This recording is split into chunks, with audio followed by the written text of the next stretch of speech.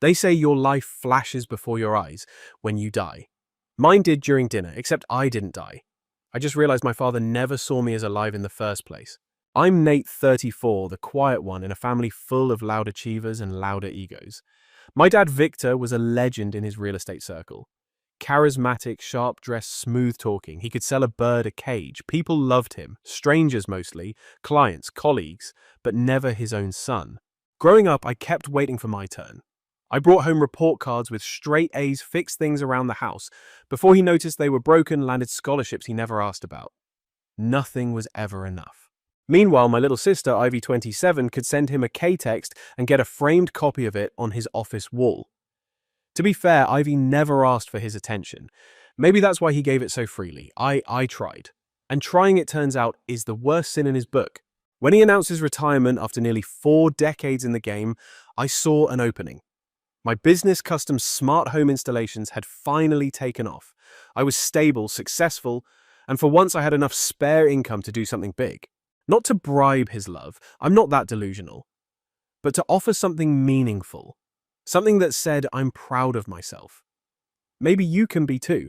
He always joked about wanting one of those ridiculous SUVs with the gull-wing doors and massage seats. Said it was the only vehicle worthy of a real man. But he'd never buy one. Said he didn't believe in gifts that weren't earned. So I earned it. 3 months before his retirement party, I ordered the exact model he'd salivated over in magazines. Had it custom detailed. A ribbon as wide as my disappointment. I arranged for the valet to deliver it after dessert like a finale. The party was at this rooftop steakhouse downtown. Warm, lighting string quartet, linen tablecloths, and enough Chardonnay to flood a boat. Everyone was there. My aunts. Ivy and her fiancé. Even my mum, still the emotional referee long after the divorce. Everything went well, for a while. We laughed, toasted, shared stories that skipped over the worst years. And then during dessert, I stood up. I spoke about his work ethic, his grit, his ability to build something from nothing. My voice only cracked once. I ended by handing him the keys. For all the years you drove the family forward, I said. Maybe now you can let something drive you. There was a pause. The kind of pause where hearts expect something back. He stood, glass in hand, smile on his face. But I've known that smile too long. To my son, he said, "Who thinks buying me a car will finally earn my respect?" Then louder, "That's hilarious." He sipped his drink, sat down, as if he just delivered a killer punchline. The table froze. You could hear someone's fork hit a plate. Ivy didn't even blink. My mum closed her eyes like she was bracing for a storm. No one spoke. They just looked at me, waiting. I didn't speak either. I stood, buttoned my jacket, walked out. I called the tow company from the valet stand and told them where to take the car.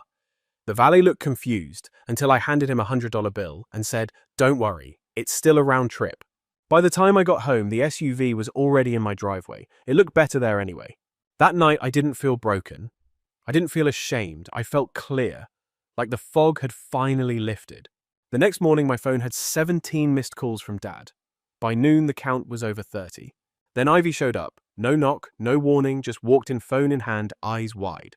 "You're not going to believe this," she said. I believed it before I saw it. She handed me her phone. It was a group chat, Dad, Mum, Ivy, and a few of his old golf buddies. A photo of my driveway. The SUV right there. Captioned, "Nate stole my retirement gift. Some people are just wired to betray their own family." Another message popped up as I read, "He's lucky I don't call the cops. But we need to talk, or this gets ugly." He followed the tow truck, Ivy said, sitting down. He waited outside the restaurant, then followed it to your house. He's been circling since last night. I wanted to laugh, but she didn't. She looked pale, shaken. "He says you're unstable," she continued.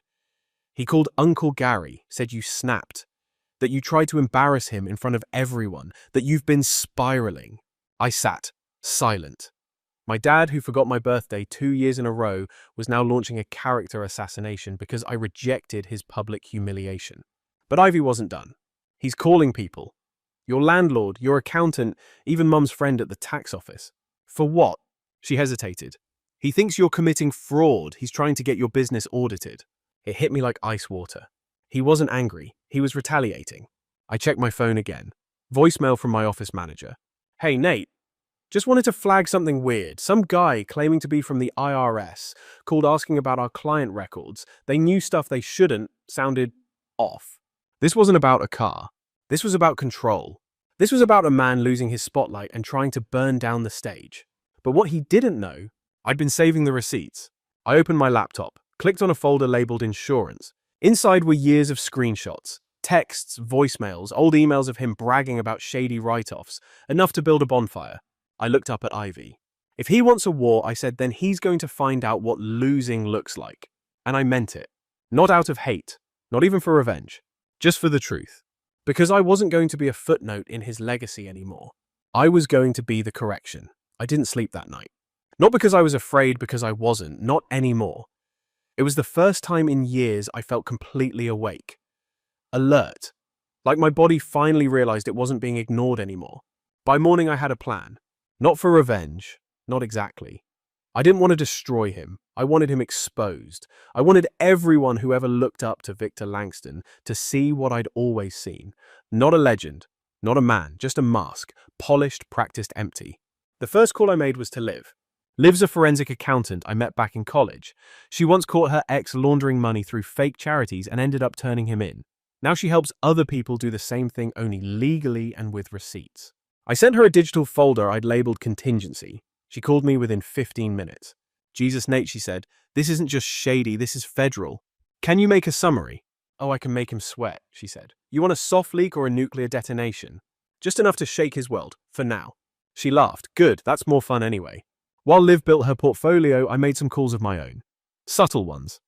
I left messages for people he used to work with, former colleagues, assistants, even his old mortgage broker. Casual tone, just checking in. Wanted to see how they were doing. A few called back, a few didn't. One of them said something that stuck with me. I always wondered how you turned out normal. He used to talk about you like you were some mistake. I didn't even flinch. I just said thanks and ended the call. That afternoon, Ivy came back. She looked different, tired in a new way. She stood in my kitchen scrolling through her phone like she was afraid of what might appear next. He's pushing hard, she said. He talked to Mum. She gave him the address to your P.O. box. I turned to her. You're kidding. She shook her head. She said he was just trying to protect the family, but it's worse than that. She pulled up a chat, a private thread between my mum and dad. Ivy had found it through a shared family plan that was still syncing messages. Rookie mistake. In the chat, my mum had forwarded copies of my business filings, banking records, the address of my storage unit, things she only had because I'd trusted her once, long before I knew better. But it wasn't just betrayal that hit me, it was the jokes. Still thinks he's in control of something. Let him feel powerful, for a minute. It wasn't anger I felt, not even pain. It was something heavier, like carrying a backpack you suddenly realize you've had on your entire life. She knew, I whispered. All this time, she knew. Ivy just nodded. I think she always believed he'd break you, and that was acceptable. I opened another folder on my laptop. This one was titled Anchor. Inside was the deed to a small parcel of land, 2 acres of nothing, just pine trees and gravel, and a creek that barely whispered. It used to belong to my grandfather. Victor sold it when I was in high school to cover a business deal that never paid out. I bought it back 3 years ago from a guy who'd never even visited it. My dad didn't know I owned it. He also didn't know that to access his prized vacation home, the one he kept as a symbol of legacy and family honor, he had to drive right past it. I called the county office that day. Told them I was planning to build something on the property. A workshop maybe. Asked if I'd need to post any notices, especially since there was an access road involved. Only if your neighbors are going to cause trouble. The woman on the line chuckled. Perfect, I said. Ivy watched me hang up. You're going to build a cabin, she asked. I smiled. No, I'm going to build a wall. 3 days later, a shipping container arrived. 40 feet long, bright orange. The kind you see stacked at docks forgotten under seagull skies. I had it placed right at the curve where the private road kissed my land, right where it would choke off the view from the main house, right where he'd see it every time he visited. Bolted it down with reinforced anchors, sprayed it with sealant, put up a sign. Private property trespassers will be prosecuted. Then I waited. Sure enough, within 24 hours he arrived. His silver luxury coupe spun gravel in my driveway like it was offended by the rocks. He slammed the door and stormed toward me, golf gloves still half on, like he hadn't expected to be walking into a war zone. You think this is funny, he barked. I said nothing. You're going to move it. I didn't blink. You're going to stop whatever this tantrum is, or I swear to God, or what I said calmly. That stopped him, just for a second. Then he smirked. You can't beat me, Nate. You don't know the rules. I wrote new ones. You'll lose everything, he sneered. Your reputation, your business, the respect of this family. Respect, I cut him off. That thing you use like a weapon. No thanks, I'm good. He stepped closer. You think this makes you powerful? No, it makes me free. He stood there vibrating with rage he couldn't use. Then he turned and walked away. Not a word. Not a backward glance. Just gravel screaming beneath his tires. I didn't follow. Didn't smile. I just stood by the container, my hands in my jacket, my breath slow and even. It was done. Almost. Because that night I got an email from Liv. Subject final packet attached. The summary she'd created was brutal. Bullet points, bank records, timestamps, quotes from messages I didn't even remember saving. She'd even found an old email chain between my dad and a fake consultant and LLC that never actually existed. I've redacted your info, she wrote. If this lands in the right inboxes, he'll have nowhere left to hide. I read the file, twice. Then I forwarded it. To the state real estate board, to his country club's ethics committee, to the tax fraud tip line, to 3 of his former business partners who'd always suspected he left them holding the bag. I didn't add a note, didn't write a headline. I wanted the file to speak for itself, and it did. The next morning, I got a call from Marcus, one of his oldest friends. I knew something was off, he said, but damn, you okay, kid? I'm fine, I replied. Better than I've ever been.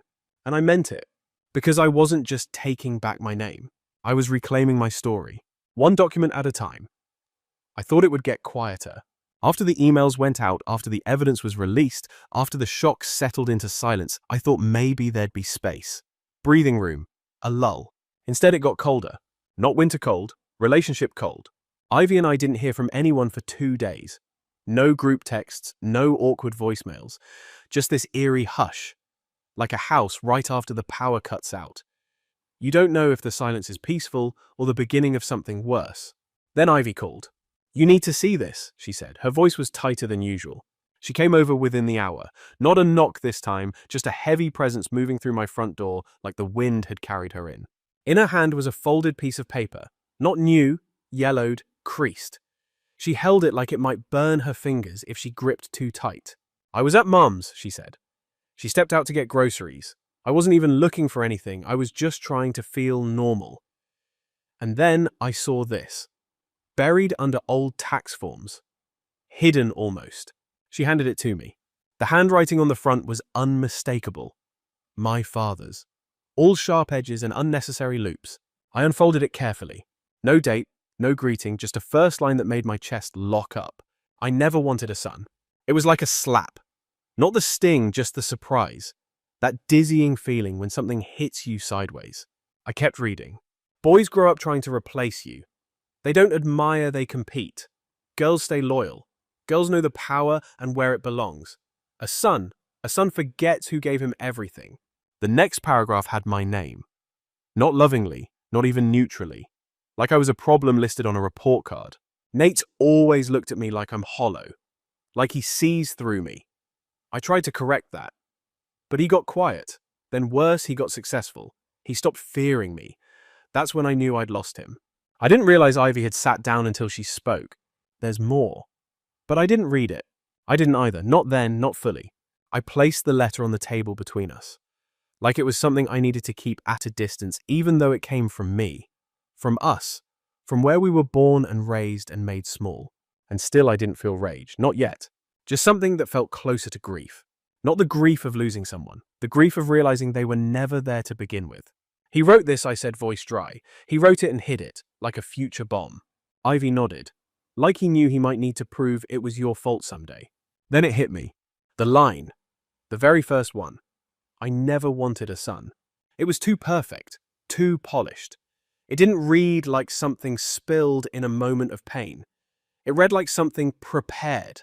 Like a speech. Like a weapon. What if this isn't real, I said. She looked up confused. I mean, what if this wasn't written for him? What if it was written for me or someone else to find? The more I thought about it, the more it made sense. My dad was always 3 moves ahead. A planner, a controller. He didn't react, he designed. His insults were never impulsive. They were crafted, tailored. He once told me the best way to win is to make them question whether there's even a game. Now I understood what he meant. This wasn't a letter I said, it was a backup plan. I called Liv. Check the paper, I told her. Can you date it? She said she'd try. Ink, aging paper, stock, watermark, anything forensic. Ivy and I just sat there in silence for a while. I brewed tea. She didn't drink hers. She just stared out the window like she was trying to spot the next hit before it landed. Later that night, I got a message from Marcus. He'd called one of the other recipients of the file I sent. Apparently, the real estate board opened an inquiry. Quiet, but real. You did it, Marcus said. He's squirming. I should have felt triumphant. Instead, I felt braced, like I was standing in the eye of something still spinning. And then it spun. The next day, I got an envelope. Certified mail. No return address, but I recognized the lawyer's insignia. Cease and desist.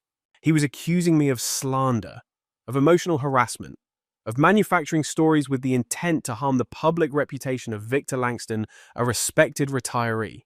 I read it twice, laughed once, then handed it to my own attorney who skimmed it and chuckled. He doesn't have a case, she said. And if he tries to take this to court, he's going to be the one exposed. She drafted a response, short, sharp, legally bulletproof. I didn't even flinch when we mailed it out. But I did sit by the window that night, looking at the shipping container still resting on the curve of my land. Bright, loud, ugly, but true. It was a monument now, not to spite, but to survival.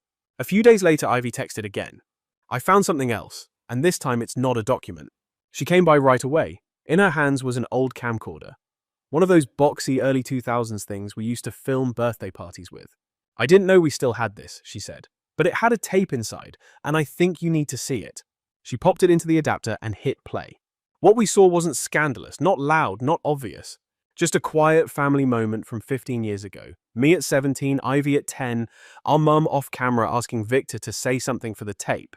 He looked annoyed, waved the camera away, then said under his breath, "Why would I want to waste film on a kid who thinks he's better than me?" He didn't know the mic picked it up. He didn't know I'd ever hear it. But I heard it now. Clear, cold, casual. I paused the tape, rewound, played it again. That's who he'd always been. Not a villain, not a monster. Just small. So impossibly small. That was the moment I stopped waiting for an apology. The moment I stopped asking why. The moment I knew this wasn't about making peace, it was about making room. Room for something new. Room for the truth. After that video, I didn't need more proof. I didn't need him to say it again or admit it outright. I'd heard it already in his voice, in his tone, in the space between words that always carried more weight than anything he actually said. He wasn't cruel by accident. He did it in small doses, quietly, so you never noticed how much it was bleeding you dry, until one day you looked down and realized you'd been standing in your own ruin. And I had, for years. But not anymore. Ivy stayed over that night. She didn't say much, and I didn't press. We sat on the couch watching the kind of bad TV that doesn't require thought. It was silent comfort, the kind where you're not trying to escape reality, you're just giving your body time to catch up to your soul. In the morning, she said something that stayed with me. You know, I think Mum loved us, in her own way. I looked at her. But I also think she loved Dad more. That landed like a slow stone. She wasn't wrong. It wasn't the kind of love that looked obvious. Not hearts and flowers. It was a loyalty love. A loyalty that stayed even when the house was on fire and the flames were licking the baby photos on the wall. Mum always said she was just trying to keep the family together. But some things aren't meant to be held in place. Some things are meant to fall apart so better things can rise. I told Ivy I needed to clear my head. She nodded and left without saying more. I drove out to the land.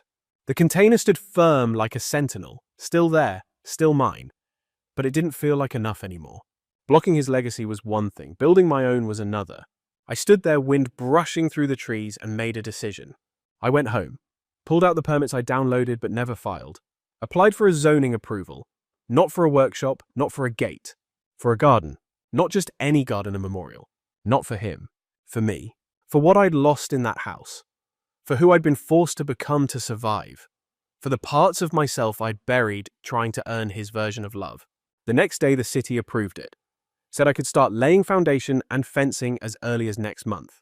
That same week, I got a text from someone I hadn't heard from in years, Mark Talbot, one of my father's former business partners. The one who'd vanished after a falling out, Dad always described as irreconcilable differences, like it was a divorce. Mark asked to meet.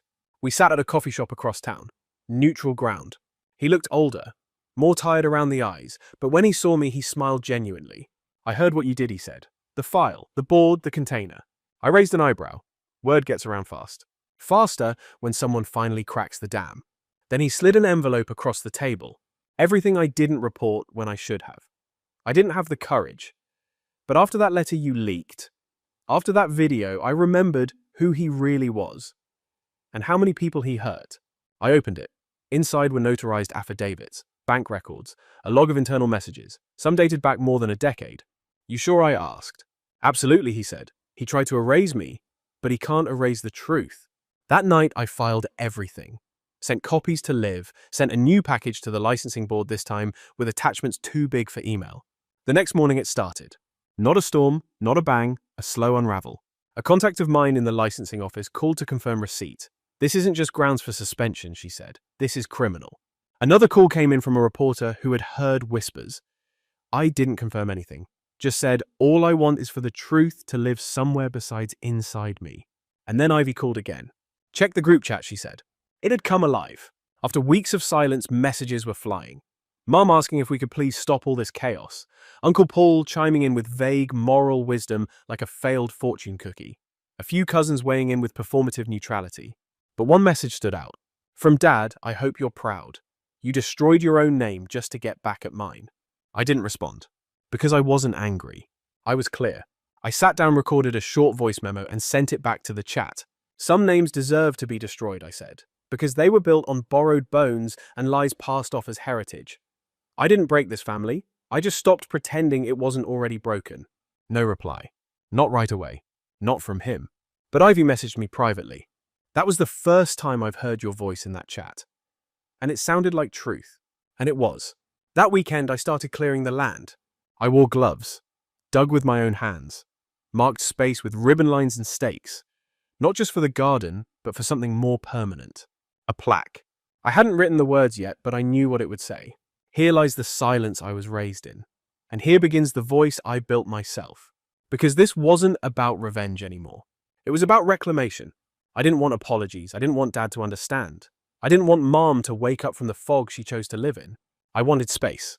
I wanted air that hadn't been filtered through their expectations. And now I had it. Every tree on that land felt like a witness. Every root a reminder that things survive even after they've been buried. Even after fire. Even after frost. Ivy came by to see the progress. She brought sandwiches, sat on an overturned bucket while I hammered stakes into the soil. You know, she said, I used to think you were cold. I looked up. But now I realize you were just quiet. And I mistook that for distance. But it was survival. I didn't reply. I didn't need to. She smiled. And this feels like something no one can take. She was right. For the first time, I wasn't reacting. I was creating. I didn't care if he ever saw it. I didn't care if he ever drove by again. Because what I was building didn't need his recognition. It didn't need his legacy. It didn't need his name. It had mine. I wasn't expecting anything to happen the day the audit letter arrived at his door. No headlines, no sirens, no drama. Just a white envelope discreetly marked quietly powerful. But Ivy called 2 hours later. He's losing it, she said out of breath, screaming at the HOA manager. Something about conspiracy, sabotage, you ruining his life. I didn't even ask how she knew. When someone like my father explodes, word spreads on its own. Later that afternoon, I drove out to the land. I wasn't avoiding anything. I just didn't feel like watching someone drown in a storm they started themselves. The trees were quieter than usual. Maybe that was in my head, or maybe it was real. I was starting to learn the difference didn't matter as much as I once thought. The container was still there, resting on the bend, like it belonged to the landscape now. But I barely looked at it anymore. It wasn't the monument I needed. It was the warning I left behind. I walked past it and stepped into the part of the lot I'd cleared. Fresh soil, survey lines, string tied between stakes. In my hand, I held a flat stone I'd chosen last week from a quarry on the edge of town. Not too large, just heavy enough to matter. I placed it where the plaque would eventually go. This was the beginning of something new. Not built in response. Built on purpose. That weekend, Ivy moved into a new place. No more family plan, no shared data, no group messages, just a one-bedroom downtown with plants in the windows and silence she controlled. I helped her move. No one else showed up. Not Mum. Not Dad. Not even one of those cousins who used to message "miss you" under her old birthday posts. But it didn't bother her. Not the way it used to. I always thought I'd miss the noise, she said, handing me a box of books. Turns out peace just sounds like space. She smiled when she said it. A real one, no shadow behind it. I left a small housewarming gift in her kitchen. Something she'd once said she liked years ago but never bought for herself. A vintage teapot. Forest green chipped on one side, perfect in its imperfection. Later that week, I received an email from the state board. Brief, clinical, powerful. Investigation formally opened. All files under review, contact expected within 30 days. I forwarded it to Liv, to Mark, and to Ivy. I didn't say anything. I didn't have to. The next morning, a sheriff's deputy called me directly. Apparently, Victor had filed a complaint. Said I was harassing him. Claimed the container was a deliberate attempt to provoke mental distress. Said I was trespassing on his legacy. I didn't laugh. I thanked the deputy, calmly clarified the property lines, and sent scanned documents confirming the legal placement of every object on the land. He paused. I figured it was nonsense, he said. Man's been calling us twice a week. Always someone else's fault. And just like that, it clicked. This wasn't a battle for him anymore. It was a stage. He didn't want to win. He wanted attention. He didn't know how to exist off camera. So I stopped being part of the show. I blocked his number, set up filters for his name in my inbox, told Ivy to do the same. We didn't speak of him much after that. Mum, however, found her way back. Not through apologies. Through subtler means.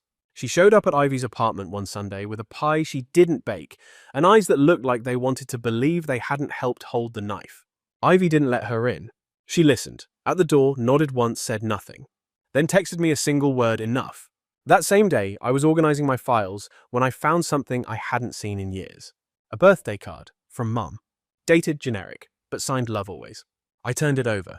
In the corner, almost hidden in the fold, were 4 words in her handwriting. Don't trust your heart. I stared at it for a long time. It explained more than it should have. Why she never stepped in. Why she smiled through insults and quiet bruises. Why she stayed loyal to a man who broke more than promises. She didn't just live in fear. She lived in distrust. And she passed it down like a family recipe. But I wasn't cooking with those ingredients anymore. I grabbed a lighter from the kitchen drawer, walked outside, and burned the card over my fire pit. No rage, no ceremony. Just the release of something I no longer had to carry. And for the first time in a very long time, I felt empty in a way that didn't hurt. The kind of empty that makes room for something else. That night, I drove out to the land one more time before the build started. The moon was high, clouds were low, and the trees whispered the kind of things you can only hear when no one's interrupting. I walked the full perimeter, ran my hand along the cold steel of the container, knelt beside the stone where the plaque would go. Then I planted the first tree, a white oak. Strong, slow growing, the kind that takes decades to reach its full height but never forgets how to climb. I didn't do it for show, no one was watching. I just needed something to stand longer than him. Something real. Something rooted. Something that wouldn't flinch when the wind changed. Back at home, I slept through the night for the first time in months. No texts, no dreams, no heaviness waiting on my chest. Just sleep. And when I woke up, the sun was in my window, the light clear and my breath steady. Not everything was resolved. There was still fallout coming. Still, people who'd pick his side not because they believed him, but because it was easier than admitting they were wrong. But that wasn't my weight to carry. That was the freedom. I didn't have to fix what they broke. I just had to stop bleeding for it. And I had. 2 weeks passed like a quiet tide. No new messages, no door knocks, no sudden storm, just the slow, steady settling of a story that no longer needed to be explained. The investigation didn't disappear. It moved underground paperwork, interviews, long silences, followed by short confirmations. I wasn't asked to testify. I wasn't needed. The evidence stood on its own now. Sometimes the truth just has to be witnessed, not shouted. One afternoon, Liv called. He's officially under review by the board. Could lose his license retroactively. I didn't ask what that meant for him. I already knew. Legacy doesn't survive sunlight if it was built in shadows. I didn't follow the headlines. I didn't stalk his accounts. I didn't ask Ivy if she'd heard anything new. We both knew the less we fed the fire, the faster it would go out. Instead, I worked on the land, not for distraction, for direction. The garden started coming together slowly. Ivy helped. Mark showed up once with a pickup full of salvaged lumber and said, "Consider this a debt repaid." We built a bench near the oak I planted, painted it charcoal grey. Nothing fancy, but solid. The kind of seat that could hold silence without tipping over. By early summer, we'd planted lavender sage climbing jasmine and a single row of river stones, leading to the plaque I finally installed. The engraving was simple. This is where the wait stopped. Visitors didn't come often. That was by design. It wasn't a place for tourists, it was a place for return. One night, Ivy brought over dinner and we sat under the stars, bare feet in the dirt, two siblings who had grown up in a house that taught them to swallow their pain in silence. "You know," she said between bites, "he might still try something." I nodded. "I know. But we're not scared anymore." That was the truth. Not a performance, not a pep talk, just something real we had arrived at without realizing it. We weren't afraid. We weren't trying to win. We had simply stopped needing their permission to exist. Later that week, I got a letter in the mail, handwritten.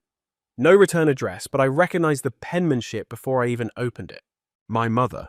The handwriting was softer than I remembered, less precise, like her hand shook, or maybe her resolve did. Inside were 3 pages, not an apology, not really. Just explanations. She said she didn't know how to choose between loyalty and love, so she chose the person who made the most noise. She said she stayed quiet because she thought she was protecting us, that if she buffered his anger, we'd get less of it. But silence isn't protection. It's just a softer form of permission. She didn't ask for forgiveness. She didn't say I was wrong. She said I didn't know how else to survive.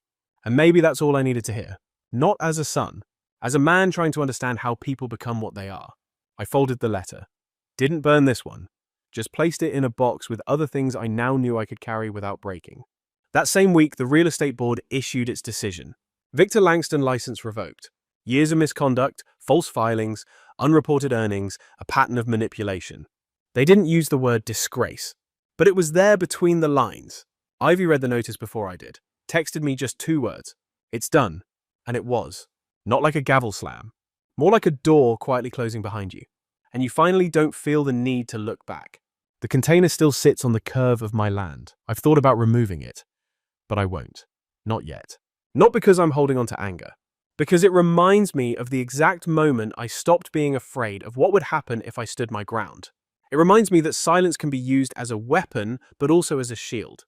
And sometimes it becomes a language of peace. I see Ivy more now than I ever did before all this. Not because we're trying to rebuild something broken, but because we're learning how to build something real. We laugh more, we cook, we plant things, we say what we mean. We don't perform. And maybe that's the real legacy. Not what we inherited. What we chose to become instead. She told me once, you didn't tear the family apart. You just stopped lying about how it really was. She was right. Families don't fall apart when someone leaves. They fall apart when someone finally tells the truth. And if that truth burns the house down, maybe it was never built on love to begin with. I've stopped wondering if he ever drives by. Stopped checking if he talks about me to friends or tries to spin his side of the story. He can. Let him. Because you only need to defend your name when you're still trying to earn someone else's respect. And I'm not. Not anymore. The SUV I once gave him, donated. Tax write-off. Used to buy tools for a school building project 3 towns over. That felt like enough. The land? Still mine. Still quiet. Still growing. Last week I planted a second tree. Another white oak, smaller but rooted just as deep. I didn't name it. Didn't give it meaning beyond what it already was. Because not everything in life has to be symbolic. Sometimes it's just a tree. And sometimes that's exactly what makes it sacred. I didn't write this to make anyone choose sides. I wrote it because there's power in speaking your story before someone else tells it wrong. Because some of us were raised in rooms full of silence that looked like love, and learned too late that peace doesn't mean obedience. It means freedom. And sometimes the only way to build a bridge is to first let the old one burn. So here's to everyone who had to walk through fire to remember they could stand on their own. You're not broken. You're just not buried anymore. Story 2. I was wrongfully implicated by my relatives. Disowned me and slept with my cousin's fiancé. The genuine homewrecker's confession now revealed something they didn't anticipate. I'm James, and I'm currently 32, although this whole situation began when I was 27. Whether you like it or not, everyone knows one other's business in the little town outside of Portland where I grew up. As children, Mike, my cousin, and I were nearly inseparable. Family getaways. Up until we were in our teens, we always shared a room. We were that close together. Because our mothers are sisters, they made sure we were together all the time. Weekends, holidays, you name it. Funny enough, Mike was marrying Katie, who grew up 3 houses away from us. When she was 8 and I was 10, her family came into the neighborhood and our families clicked right away. Do you have any idea how some neighbors become family? That's what occurred. Mike and I used to be watched by Katie's parents whenever our parents had late shifts. Additionally, we would always have those large, boisterous communal barbecues in the backyard throughout the summer. That was the type of connection. Katie resembled my younger sister. She came to me for guidance on middle school males. I assisted her with her arithmetic assignment. All right, it was more like we battled it together. Let's laugh aloud. When she was learning, I even took her out in my old Honda Civic to teach her how to drive. May the gearbox of my automobile rest in peace. It goes without saying that everyone was ecstatic when Mike and Katie began dating when they were in college. It just made sense. The entire family was thrilled when they finally got together in their junior year, as they had been dancing around each other since high school. I'm not even making this up. When they revealed they were engaged, our grandmother started crying. On June 15th, 2019, the wedding day arrives. It took place at this quite lovely location just outside of town. It wasn't very elaborate, but it was unquestionably better than my brother Mark's rustic wedding the previous year. That porta potty scenario was difficult. I'm sorry, buddy. Along with Mike's college classmate Tom, his best man, and a couple other guys, I was one of the groomsmen. The morning began rather routinely. Since that's what you do when your favorite relative gets married, I arrived early to assist with setup. I was dressed in a very expensive blue suit. Wedding pictures, however, are eternal. After about 3 attempts to have my groomsmen boutonniere fastened, I was assisting folks in finding their way to their destinations. I was recently asked for the 3rd time by an elderly couple where the restrooms were. I was escorting them over personally since I'm not a monster, even though they were incredibly kind, but clearly having trouble following directions. Everything went to hell at that point. Before I can completely turn around, I hear this ruckus behind me. Whoa, I saw stars because I was smacked so hard. For example, I had always assumed that was a movie quote, but no real stars. Tom and a few of other guys had followed Mike as he charged in. He glanced. I'm not even sure how to explain it, like anger, hurt, and something else combined. He simply began to complain about me. Not like one blow and you're done. This was attack mode in full swing. I'm not a little man, 6 feet 1 inch. And sometimes I go to the gym. However, Mike, who works in construction, was constantly ruining me. He's yelling things like, "How did you? I also had faith in you. I'm simply trying to keep my face safe and find out what the devil is going on in the meanwhile." At last, Tom and 2 other groomsmen were able to remove him from me. I'm bleeding all over my brand new outfit by now. And to that, may you rest in peace. Blood is difficult to remove. I think my nose is fractured and my left eye is swollen shut. I assisted an elderly couple. They're just stunned and standing there. She was in tears. I still feel horrible for destroying someone's day. I believe the venue management requested medical assistance. They also wanted to contact the police, but I was able to refuse them by biting my lip. Like, this was Mike, even if I didn't know what was going on. We were raised together. I was not going to get him arrested. A few miles away, I found myself at an urgent care facility. As she looked to see if my nose was broken, the doctor continued asking if I wanted to pursue charges. Fun fact, it was severely bruised but not broken. But I still have a little bulge there. The ice pack she gave me was so cold that it nearly hurt more than the punches. Well, not really, but wow, those medical ice packs are serious business. I received the text at that moment. You know how a character's entire world transforms when they glance at their phone in a movie. It was one of those indeed. A note from my father, the wedding has been cancelled. By evening, get your belongings out of the garage. Quick context. Although I had moved out years prior, I left some belongings at my parents' house, boxes including photos, sporting equipment, and memories from childhood. Basically anything you don't want to discard, but can't fit in a little flat. Just the way he stated it, nothing significant. I realized then that there was a big problem. I contacted my dad right away and left a voicemail. Mom is the same way.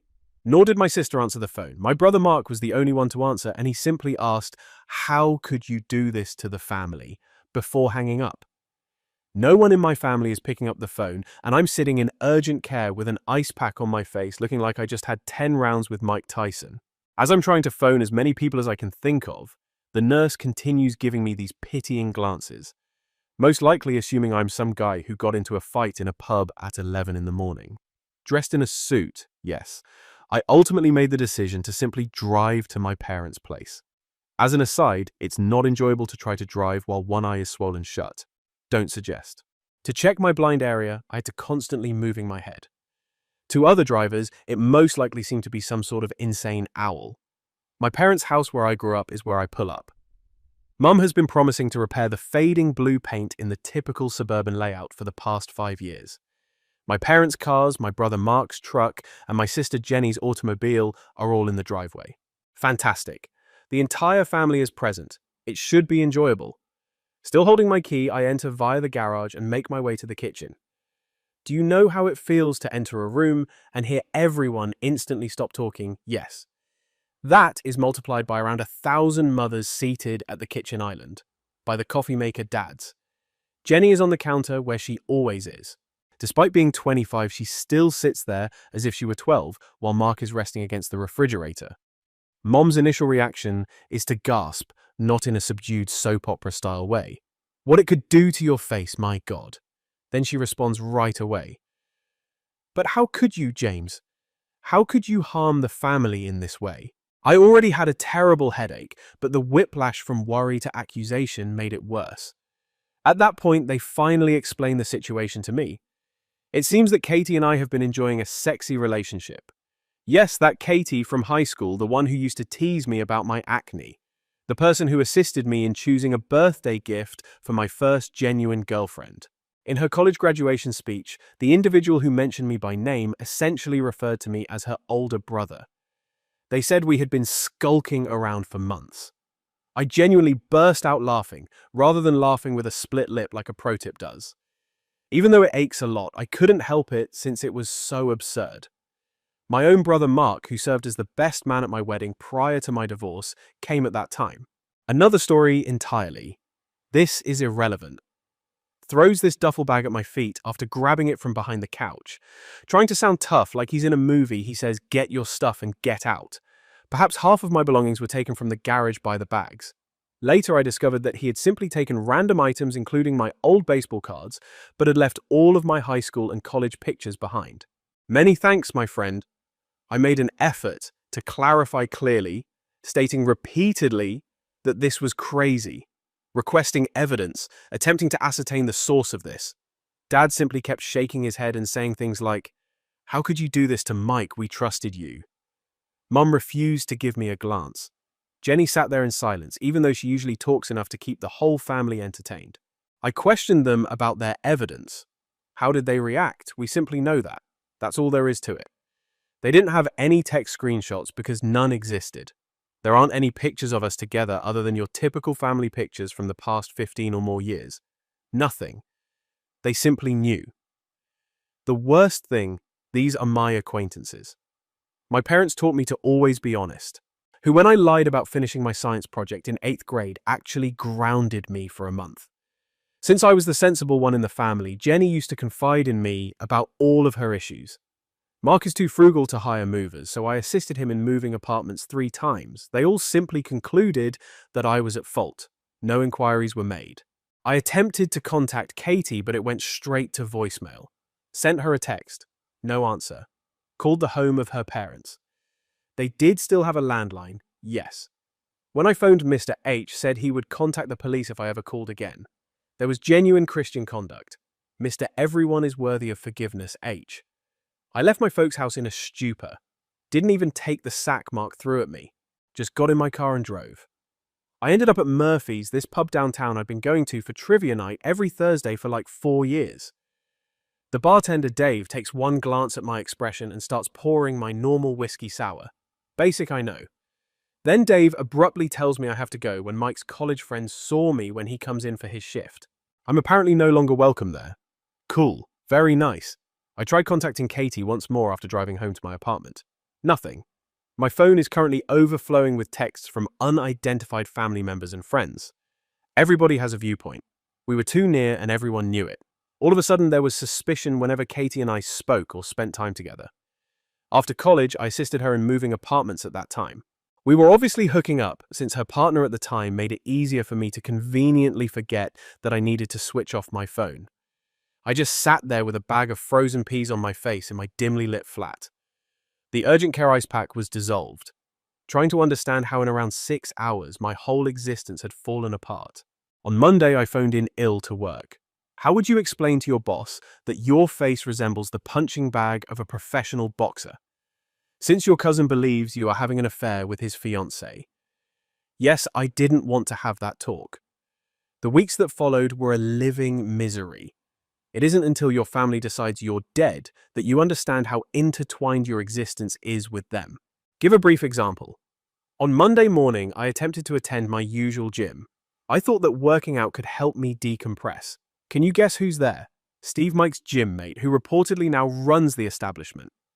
My membership is being evaluated all of a sudden, and I should try somewhere else. The entire town seemed to be engaged in a perverse game of 6 degrees of separation. However, James, my usual coffee shop, was all screwed up. Katie's cousin's best friend is the barista. Mike's parents attend church with the proprietor of the neighborhood grocery shop. My cleaning appointment was even cancelled by my fucking dentist. Mike's nephew or whatever plays Little League with his child. The work environment was enjoyable as well. My supervisor had to ask me why I appeared to have been in a bar brawl. I made an effort to be evasive, but Susan from accounting obviously overheard. By lunchtime, everyone in the workplace was aware I was summoned to HR because it seems like someone is grateful. Susan was worried about how I was acting. I had to give this 23-year-old HR an explanation. She stared at me as if I were a soap opera villain, but I told her that no, I wasn't having improper relationships with anybody. After around a week, I was able to contact Katie at last. That initial call was as hard as a nuclear blast. She screamed at me for wrecking her life, and I retaliated by saying that my life was also wrecked. But yeah, I did weep sometime, in between the screaming and the sobbing. You can judge me all you want. In fact, we began to listen to one another. Her version of events turned out to be far worse than mine. She had essentially been excommunicated by her deeply religious parents. The whole "you're dead to us" thing. In an attempt to have her officially excommunicated from the church, her father even contacted their priest. Warning: no, Mr. H. Her mother had already placed all of her childhood belongings in trash bags and placed them on the front porch. Very elegant. Additionally, Katie's work environment was a nightmare. She worked as a project manager for a large downtown marketing company, but Mike's mum's side cousin was her team lead. All of her assignments were abruptly redirected, and she was receiving reprimands for her lack of concentration at work. Yes, consider why she might not be paying attention while everything in her life was falling apart. We began exchanging notes via SMS because it felt too dangerous. The last thing we wanted was for someone to overhear and spread additional gossip. Neither of us knew where these charges originated. People would just respond with phrases like, "everyone knows," if we asked them to provide evidence. Or it was clear, such as, what was clear that we could genuinely have a discussion without it being strange, and that we had known each other since we were little. I ran into Mike at the petrol station the one time I was able to round a corner. Pumping gas didn't exactly allow him to flee. "I saw how you looked at her and I looked at her," he said. "Do you mean me?" Since she was essentially my sister, I regarded her in the same manner as I did Jenny. "Is there anything you remember from my parents' garage in that duffel bag?" Yes, I did return to retrieve the remaining items. Mum had packed everything up and put it in the garage about 2 weeks later. Tossed everything in at random without even labeling the boxes. I discovered vintage Christmas decorations mixed in with pictures from my high school graduation. It had some outdated sporting equipment and my college certificate. Cool. Very cool, Mum. The aftermath on social media was entertaining as well. Nearly every member of the family blocked me.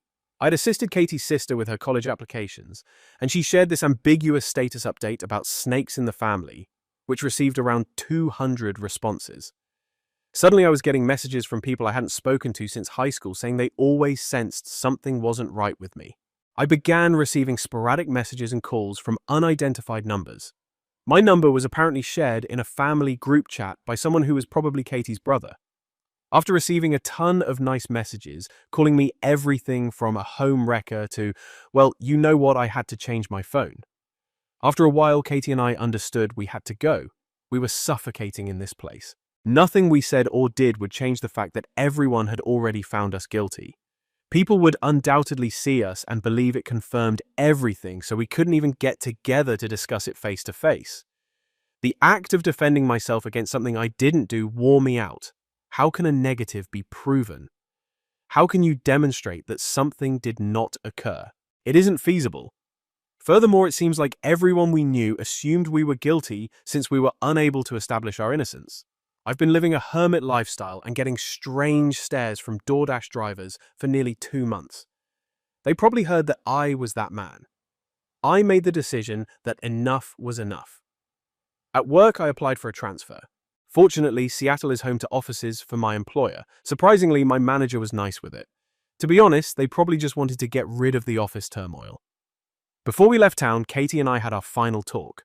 We agreed that it would be best to part ways. While she chose Chicago, I chose Seattle. We communicated via Instagram, but that was all. To be cautious, they unfollowed one another on all other platforms. We didn't need anyone to take screenshots and spread false information regarding our continued covert activities. It was intriguing to move to Seattle. Try telling prospective roommates why you're changing towns at the age of 27, and essentially without any furniture. First place went to this small, really expensive apartment on Capitol Hill, but it was mine. I'm right there with you. No one there.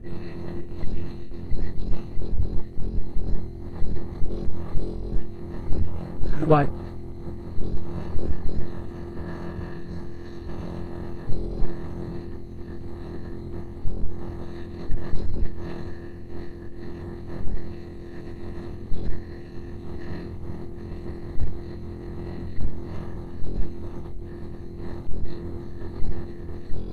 That type of freedom is incalculable.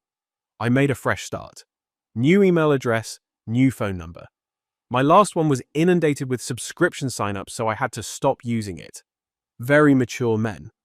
I even deleted my previous PlayStation account because I was receiving abusive comments from several of Mike's pals via the game chat. The person who did the work was really quite good. Being the new guy has the advantage that no one inquires about your background too much. I just informed folks that I needed a vacation. Not really a lie, is it? I poured myself into work and began going to the gym on a daily basis. A new chain instead of the one I had before. Evidently made an effort to establish a routine. I discovered the Crocodile, a hip club that hosted Wednesday trivia evenings. The atmosphere was different from Murphy's at home, but at least the bartenders didn't treat me like the devil. So that was a plus. I started visiting on a daily basis, made some good friends, and felt like I could breathe for the first time in months. After then, things changed with the work BBQ. It was the summer of 2021.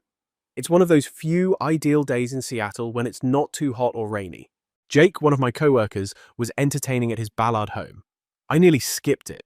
Even though I still struggled in social situations with large groups, I felt obligated to Jake since he had helped me navigate the Seattle bus system when I first got here. Amy and I met there. She was a yoga class acquaintance of Jake's wife. Do you recall those scenes in movies where the main character kind of loses focus when they see someone? Yes. Bullshit. In reality, she overheard me discussing correct frisbee throwing technique with Jake's dog in an incredibly heated exchange. Even though it wasn't my best moment, we managed to chat as a result. You could easily chat to her. Didn't take that action. People in the Seattle Freeze are courteous yet aloof. In the end, we spent around 2 hours speaking about unrelated topics while sitting on Jake's porch. Podcasts on true crime appeal to her. Yes, I realize how ironic my stupid comments about Seattle traffic are. After that third date, we began dating really rapidly. I had to tell her everything I knew. Lies can't be used to create anything genuine, can they? So I explained everything. Everything: the wedding, the charges, the family conflict. I assumed that she would flee. She simply listened instead. Listening, in fact, asked inquiries that demonstrated her desire to comprehend rather than pass judgment. That truly sucks, she remarked once I was done. Do you want some ice cream? And for some reason, that was the ideal answer. The peculiar aspect. She became an Instagram follower of Katie. I had talked about having little contact. It turns out that they both have an obsession with the Crime Junkie podcast. They start deeming about episodes all of a sudden. The next thing I know, some other real crime lovers have joined them in a virtual book club. Every other week, they debate whatever they're reading over wine and snacks on Zoom calls. Katie's life also improved. Through her job in Chicago, she got to know Chris. He is a software developer of some sort, and it seems that he cannot create code without at least 3 monitors. Amy's remarks. In their book club, they discuss a variety of topics, but he seems like a kind guy, shows her respect, avoids drawing irrational assumptions. You are familiar with the fundamentals. Perhaps everything occurred for a purpose it began to seem. It was still awful, don't get me wrong. Losing my hometown and relatives. There are still days when I long for my mother's food or wonder how my nieces and nephews have changed over the years. However, I've created something worthwhile here. True pals that genuinely have faith in me. A listening girlfriend, a life that truly belongs to me. The irony is that I really enjoy Seattle. I'm superior than Portland. Me. I was constantly trying to make everyone happy in Portland, being cautious around family drama. I just reside in Seattle. Leaves for work. Engages in video game play. Introduces Amy to different eateries. Exists without having to watch me all the time. Katie told me that her parents continue to disparage me at church. I am apparently their warning about wolves in sheep's clothes or whatever. Cool. That's good to know. They are still discussing me 5 years later. Incredibly healthy. Mr. and Mrs. H. And there I was enjoying life in Seattle to the fullest. Well done. Fantastic girlfriend. Even began enrolling in lessons on cookery. As it happens, I'm a spaghetti. The remaining items are currently being worked on. Then last month happened, and all of a sudden it felt like the past had returned, like an unpleasant hangover. On a Tuesday, it began. Since her employer went remote after COVID and never returned, Amy spends the most of her days working from home. For lunch, she typically walks down the street to this Mediterranean restaurant. They manufacture shawarma, which is essentially crack in a sandwich. Something is wrong when she arrives home that day. This notice is affixed to our door. Not to apologize for missing your delivery letter or a lawn maintenance flyer. Yes, keep leaving those, but we live in an apartment. A simple white paper that simply states that we must speak. Tonight, I'll be back. Nothing, no number, no name. My name is on the mailbox right now. Amy is not on the lease because she retained her previous residence as a rental. Amy concluded that it was for me. She seldom calls me at work since she detests phone calls and prefers texting instead. She's talking so rapidly that she forgets to take a breath in between words, and I can see she's terrified out. Because who wouldn't leave work early? When I arrive home, Amy is clutching her old college softball bat and has all the doors shut. She still has a mean swing and plays Division I softball at Washington State University. She constantly kicks my ass when we practice batting cages. However, she was enough frightened to grasp the bat that struck differently. That night, we waited till the wee hours. We binge-watched some pointless Netflix series as Amy stressed-baked 3 batches of cookies, or her go-to when she's nervous. In reality, none of us was observing. No one arrived. The following night was the same. We were beginning to suspect that it may have been an odd joke or an incorrect address. Around 8:30 on Friday night, it occurred. When someone came on the door, we had just completed supper and ordered takeout because neither of us wanted to cook. My stomach dropped when I gazed through the people. Mike is standing there wearing clothes that appear to be from yesterday. He sways slightly as if he's either inebriated or extremely exhausted, and it's obvious that he hasn't shaven in days, or both. Amy picks up her bat. After telling her that it wasn't required, I opened the door without arguing and left the chain in place. If he went into full-on anger mode again, the security chain definitely wouldn't stop him, but I reasoned that it was better than nothing. This is how the discussion unfolded. Mike, hello, may I enter me? Not at all. Mike, I simply want to speak, Guy. Come on. I ended up in urgent care the last time you wanted to talk to me. Mike's eyes are on his feet. Yes. Regarding that. I come to make amends. Me, I accept your apology. Farewell. I began to shut the door. Hold on, Mike. Now I know the truth. Almost anything. Me, great tale. Not allowing you in yet. I must also apologize to Katie, Mike. Could you tell me how to reach her? Me. In fact, I laughed. Yes, it isn't taking place. Please, Mike, all I want to do is put things right. Me. You have 5 years to correct the situation. Silence for 5 years. What precisely are you anticipating when you arrive at my door now? He persisted in attempting to speak, but I was fed up.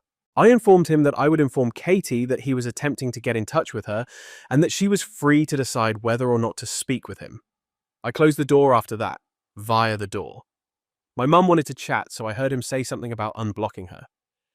Amy was still gripping her bat like she was ready for baseball season when I returned to the living room. I immediately phoned Katie, thought she should be aware. All of a sudden, Mike was reaching out. Like me, she was thrown. She made it very apparent that she didn't want me to give Mike her information, and I understood that completely. My mind was more disturbed by the entire situation than I had anticipated. That night, I couldn't sleep. I kept imagining Mike arriving in that state. He had a rugged appearance. Not rumpled and unshaven, but defeated as it were. 5 years ago, the same man tried to reorganize my face. Amy was outstanding through it all. She's generally this silly, easygoing person who dances and makes terrible jokes while cleaning the dishes. However, she went into full protective mode that week. The next day, she fitted a Ring doorbell. Although we were tenants, she stated that she would rather forfeit the deposit than feel insecure. Instead of working from home, she started working from the coffee shop downstairs. She even phoned her brother, a Tacoma police officer, to inquire about restraining orders as a precaution. Several days passed before I made a decision regarding my mother. When I eventually cleared her number, I texted her rather than phoning.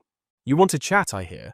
Figured they now had the ball in their court. They can't just walk up and expect things to be all right after 5 years of stillness. My mother began texting instead of calling after Mike's unexpected arrival. She must have realized I wasn't prepared for it.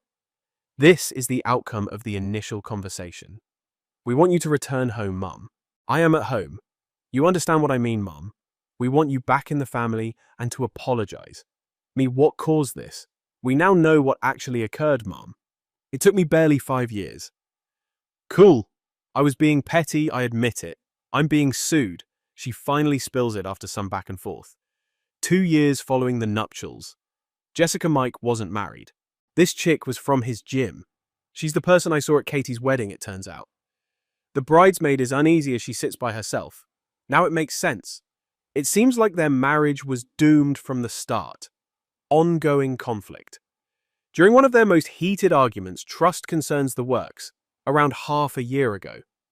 Jessica made a mistake. Said something along those lines. To spend my marriage hearing about Emily, I didn't ruin their connection. Yes, take a moment to process that. As it happened, Jessica had fabricated the entire incident. Everything. She was attracted to Mike. Chose to eliminate the competition after noticing how close he was to Katie. She gave Mike all these information about alleged meetings and private communications and claimed to have seen Katie and myself together, but she was unable to produce any evidence when Mike asked for it. Because it never occurred, you know. The worst part is still to come. Everyone in the family simply accepted Mike's claims when he presented them to them. No inquiries were made. Their reasoning: if Mike wasn't certain, he wouldn't wreck his own wedding. Because it seems that being certain entails trusting a random gym chick more than folks you've known your entire life. Not a single member of either family took the time to speak to Katie or me directly. Not a single person considered or sought for proof. Hey, before we ruin their life entirely, perhaps we should hear their side of the story. The best part of the worst. It seems that Jessica had a history of this when everything was revealed. Tom, Mike's friend, recalled doing something similar at her last gym, alleged harassment against a trainer for refusing to leave his girlfriend for her. However, no one had considered looking into it before Mike used my face as a punching bag. I'm not taking it as well as Katie is. She was treated like she was a sinner by all those churchgoers. Her childhood memories were actually thrown in rubbish bags by her parents. Her supervisor was the source of her misery until she was forced to resign. Nor did any of them care to check anything. You can enjoy this entertaining timeline. Wedding day disaster in June 2019. Katie and I both leave town in July 2019. Mike and Jessica begin dating in December 2019. They tie the knot in March 2020, yes. Too hurried, I meet Amy in August 2021, and Jessica eventually acknowledges she made it all up in September 2024. October 2024. All of a sudden, everyone wants to apologize. being the family outcast for 5 solid years. 5 years of missing weddings, births, holidays, and birthdays. My nieces and nephews have been informed Uncle James is a nasty guy for the past 5 years. All because my cousin's happiness with someone else was too much for a certain girl from the gym to take. Through it all, Amy has been my pillar of support. She sat there for a minute after I told her what had happened, and then she remarked, "So you're telling me that your entire family is dumber than a box of rocks?" For the first time since I found out, it made me giggle. Katie had a less amusing answer, straight from our phone conversation. They can accept their apologies and put them in a bad place. Katie, tell us how you truly feel. The untruth itself isn't even the worst part. It's because everyone believed it so readily. These individuals who have known me since birth have witnessed my development and are said to have loved me. All of them concluded that this tale of Katie and I was more plausible than the reality. I keep getting lengthy texts from my mum saying that they're all sorry, that they should have known better, and that they want to put things right. Dad even attempted to contact, but it was quickly banned. Jenny posts pictures of her children with euphoric remarks such as, they want to meet their uncle. The problem is that you can't simply go back and undo 5 years of treating someone like trash. Saying oops is horrible isn't enough to get everything returned to normal. Similar to a mirror is trust. You can attempt to put it back together if it breaks, but the fissures will always be visible. Guys, I'll keep you informed if anything occurs. I appreciate you reading. The last update.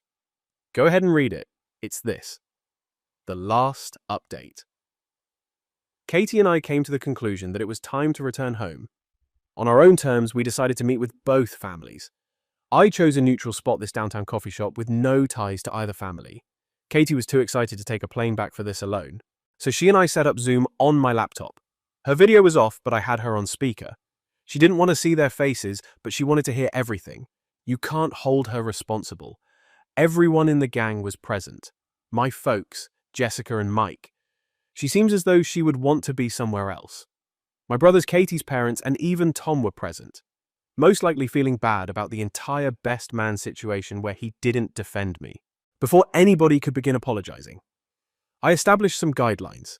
Everything may be heard by 1 Katie. She is free to talk or not. 2, the meeting will end if she disconnects. 3, when I stare at you, Mike, no one touches me. 4, don't guilt trip about religion, for Katie's parents, that is. Jessica was first. She seemed well rugged. She isn't benefiting from marital issues. Her lengthy justification. She believed Katie didn't deserve Mike, and she was in love with him. That's all. She basically blew up several lives for that reason.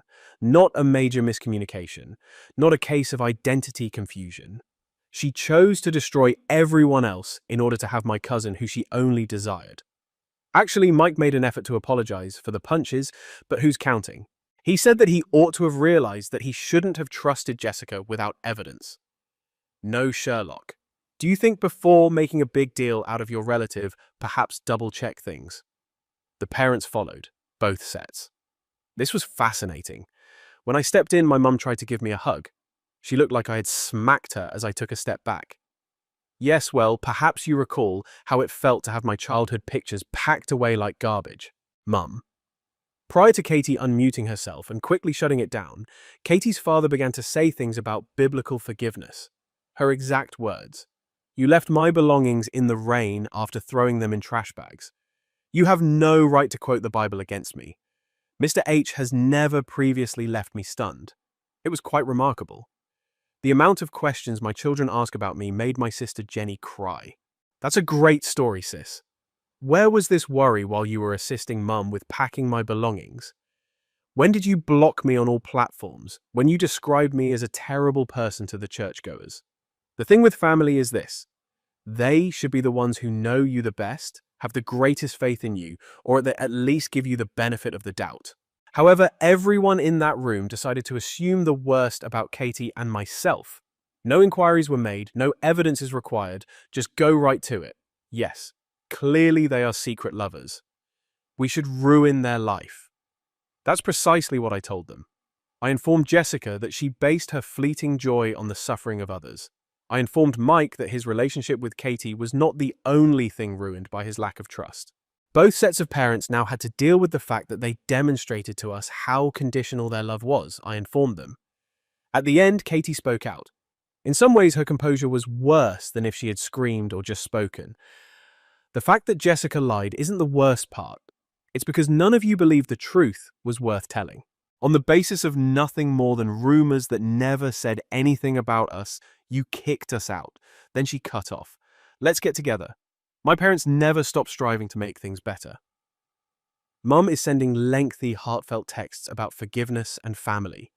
It seems like Dad is telling others that he is giving me space. Regards, Dad. That one was just 5 years late. Suddenly, Katie's parents want to travel to Chicago to see her. Good luck with that indeed. Here's the problem, though. Here, Amy and I have created a fulfilling existence. Somewhere in my sock drawer is a ring. I'm going to pop the question next month, but don't tell her. Chris makes Katie happy. Both of us have true friends who genuinely have faith in us. Jobs we enjoy, lives we created from the ground up. There are instances when the family you chose is superior to the one you were born into. Broken things shouldn't always be mended. And being content without the folks who tossed you away can sometimes be the finest kind of retaliation. In this way, my cousin's wedding ruined my previous existence and unintentionally brought me to a better one. Story 3. All you are is a burden. Leave now. I never imagined that on my birthday I would be evicted from my parents' home. My 28th birthday is today, a gathering that my folks hosted. It was meant to be a happy day. Reaching for the entrance to the living room, I put on my dress. The coldness of the air felt like needles against my face. However, as I entered, the house didn't feel quite right. I didn't anticipate balloons or considerate presents. Even still, the lights in the living room were harsh, and the few friends and family members present had stiff, awkward smiles on their faces. Without ever looking at me, my mother preoccupied herself with arranging the meal. With a smile on his face, my father was already enjoying his second pour of whiskey. I slid onto an empty chair and attempted a grin for the visitors. The room echoed with tension. The uncomfortable small chat and forced laughs caused the party to stagger onward. Too much clinking of glasses. My parents never once wished me a happy birthday. Mechanical motions, no warmth. The unfinished cake in the corner caught my attention. There was an impending event.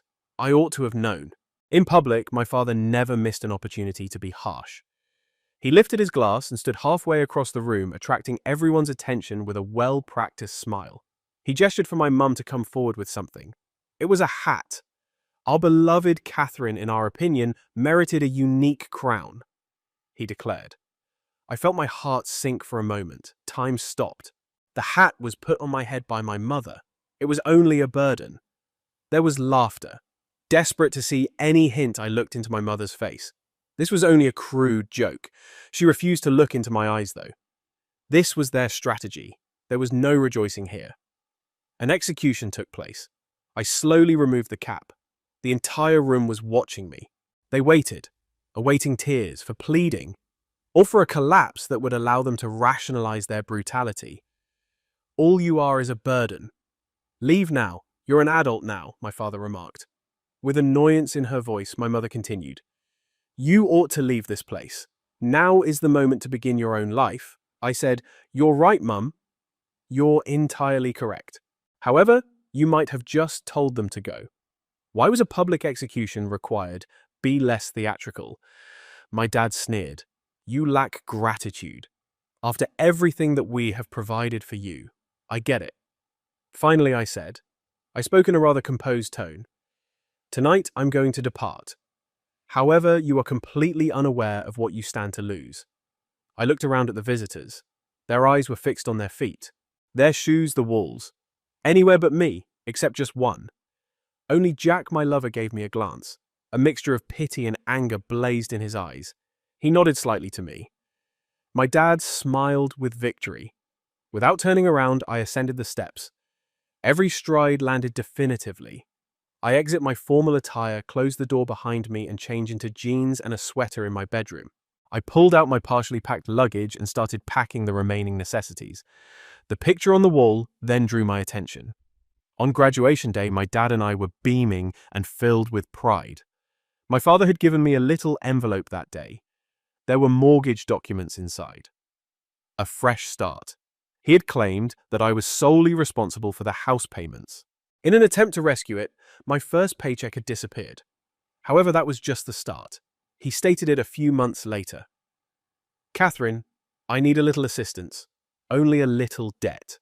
"What is the amount?" I inquired. 15,000, he said. "A little gaming problem." I was taken aback. I was aware of their difficulties, but gaming, he answered, "if I don't pay it back. There will be some hazardous individuals involved. I sent you to college and reared you. I'm requesting assistance. Only this once." Under the strain of remorse and emotional strain, I paid off his debt with emergency funds that I had gradually saved up while working part-time jobs in college. After that, my mother had automobile issues which ultimately required cosmetic surgery, an unexpected medical emergency that was later proven to be a fabrication, and my dad's company investment which turned out to be just another debt from gambling. I initially thought these were only unlucky accidents, but as time went on, the pattern became evident. They took advantage of my generosity all the time, each time I received a promotion. A fresh financial crisis arose each time I got a bonus.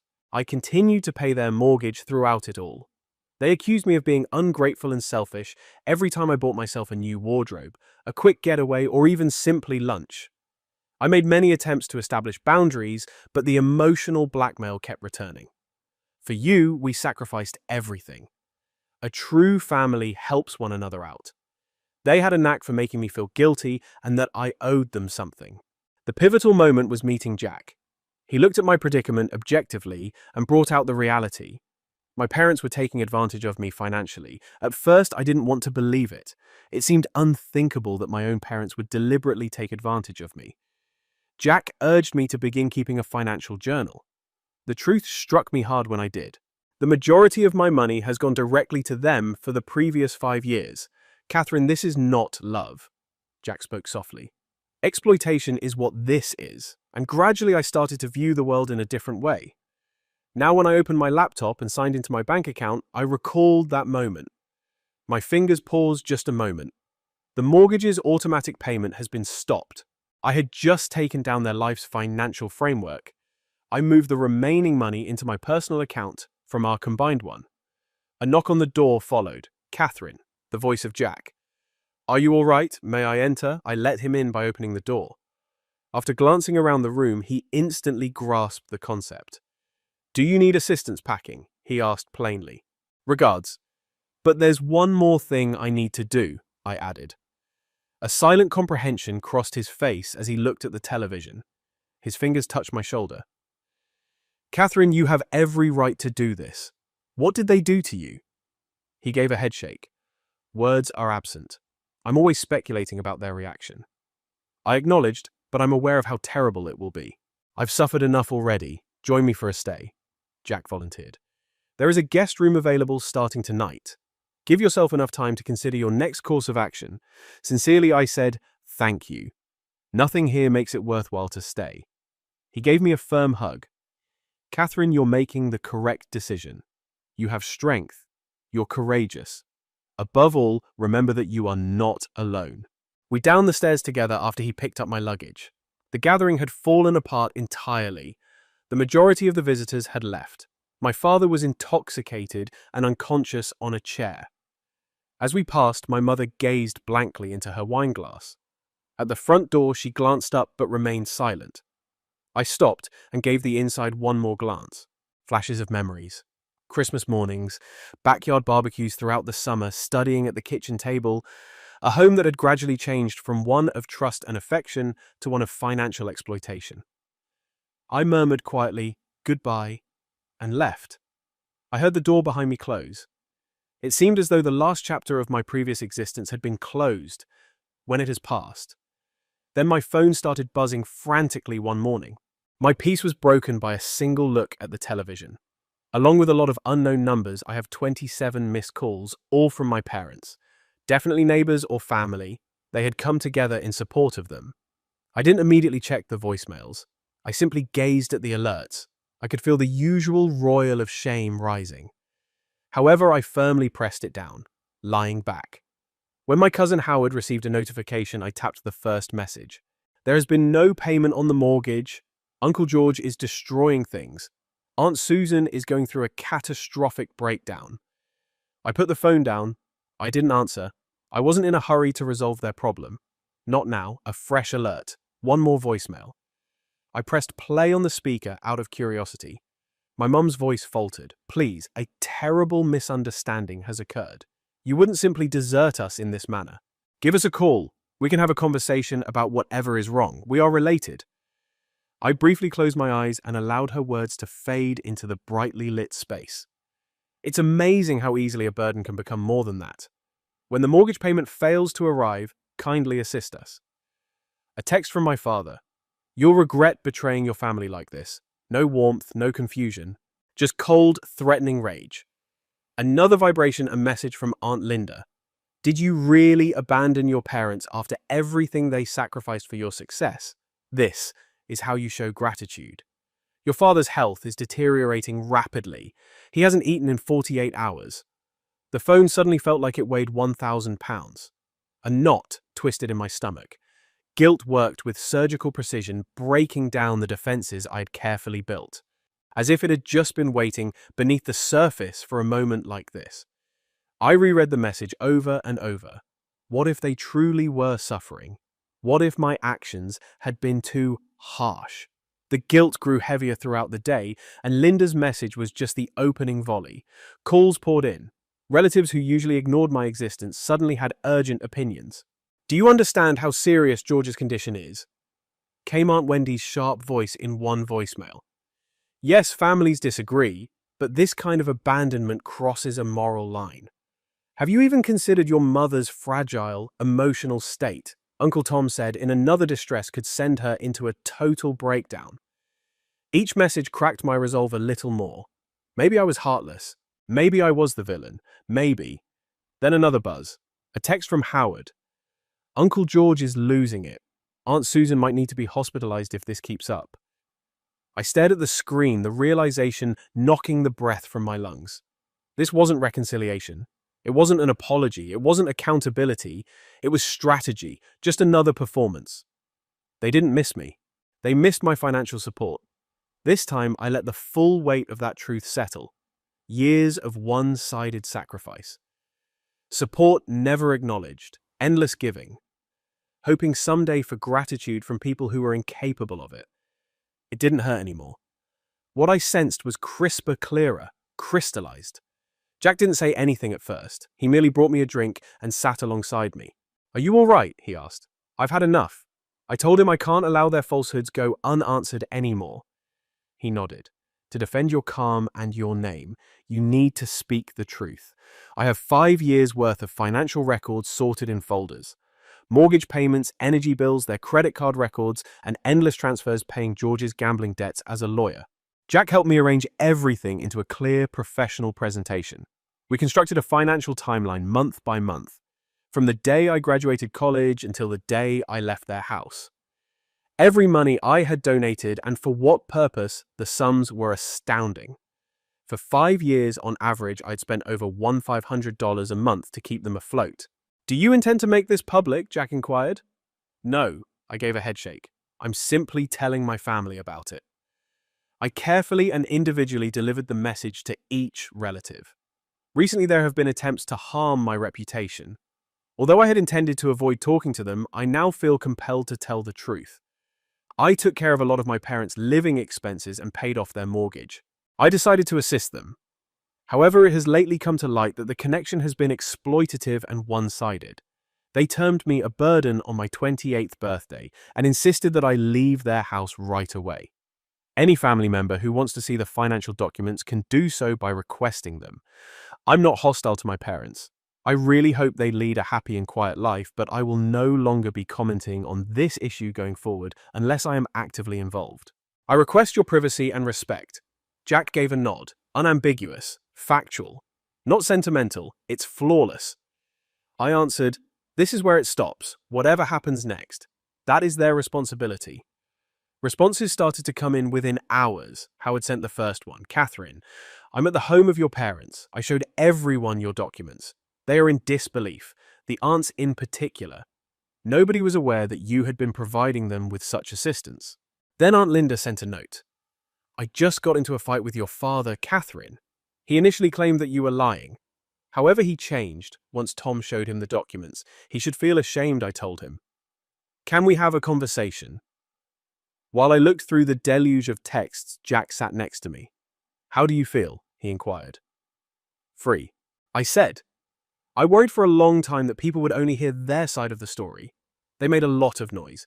I was silent and submissive. However, the truth is now known. My phone buzzed again that weekend. Uncle Tom has sent his latest message. George and Susan's house had a for sale sign in front of it. Their financial situation has changed.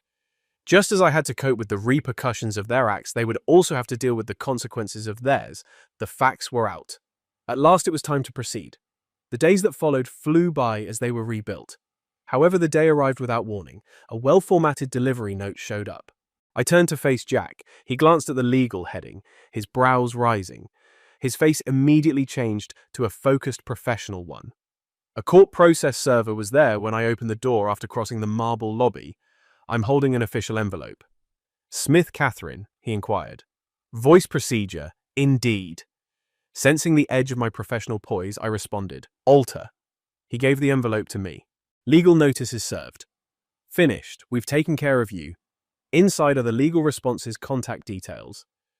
Calmly, I accepted receipt, closed the door softly, and studied the envelope with disinterested accuracy, with caution. I slipped the paperwork out after breaking the seal. A lawsuit had been filed against me by my father. The accusations were strategically planned but ludicrously spiteful. Financial wrongdoing, financial abuse of elders, neglect of a caregiver who is dependent, tantrums. It was dressed in legalese. Jack, who was seated next to me, went over the paperwork and went straight into lawsuit mode. This is ridiculous. Since the money exploitation ceased, they are attempting to utilize the judicial system as a weapon. Not again, I murmured, getting up resolutely.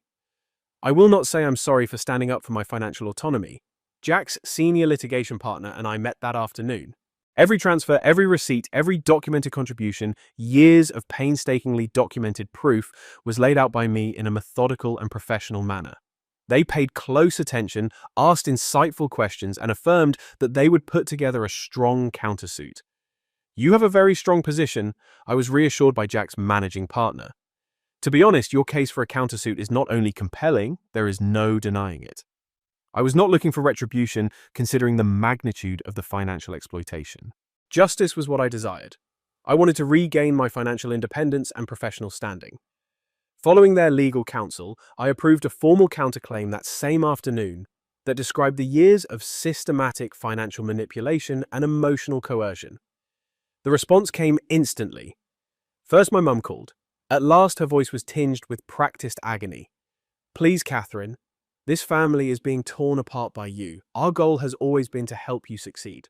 You're going overboard with this. I remained silent in a professional manner. Then my father sent me a message. His final, well-thought-out threat. Do you believe you have won?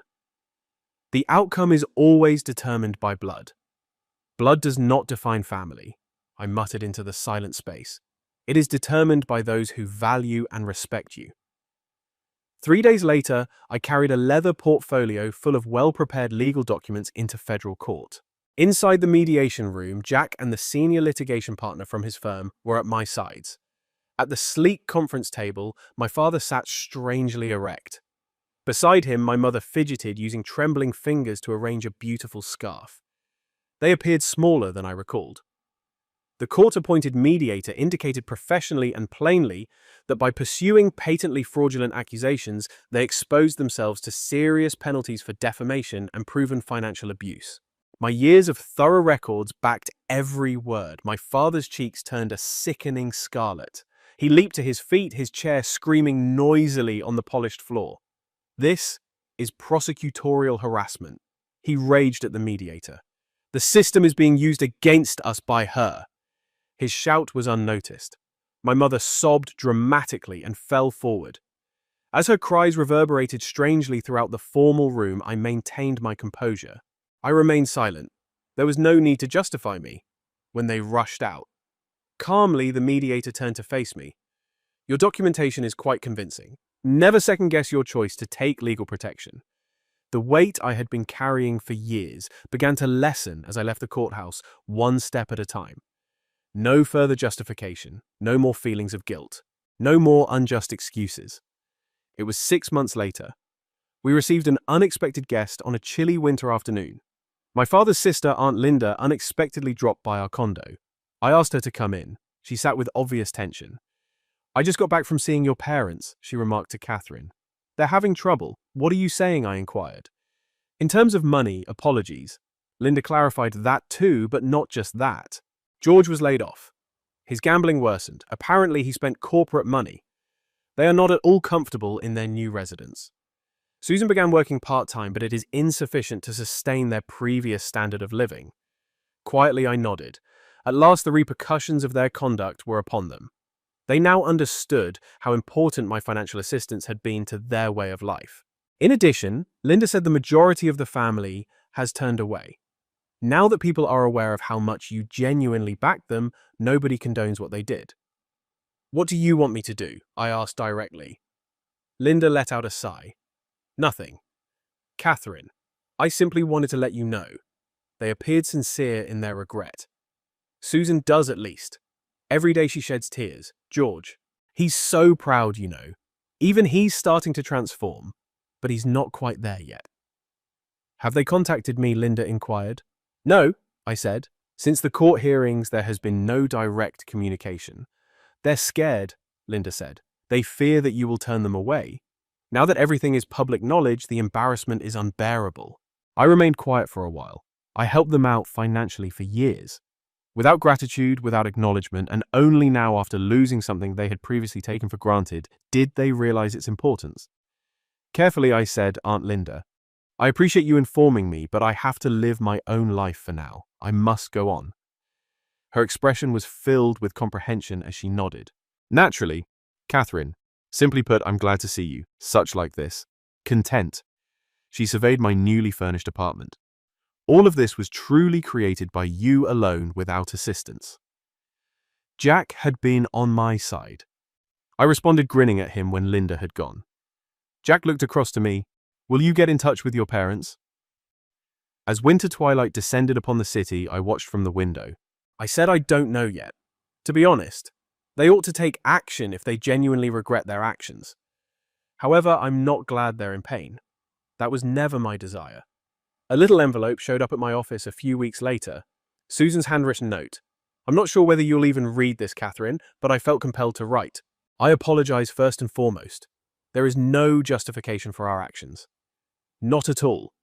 You provided for us and settled our bills, and we pushed you away rather than expressing our gratitude.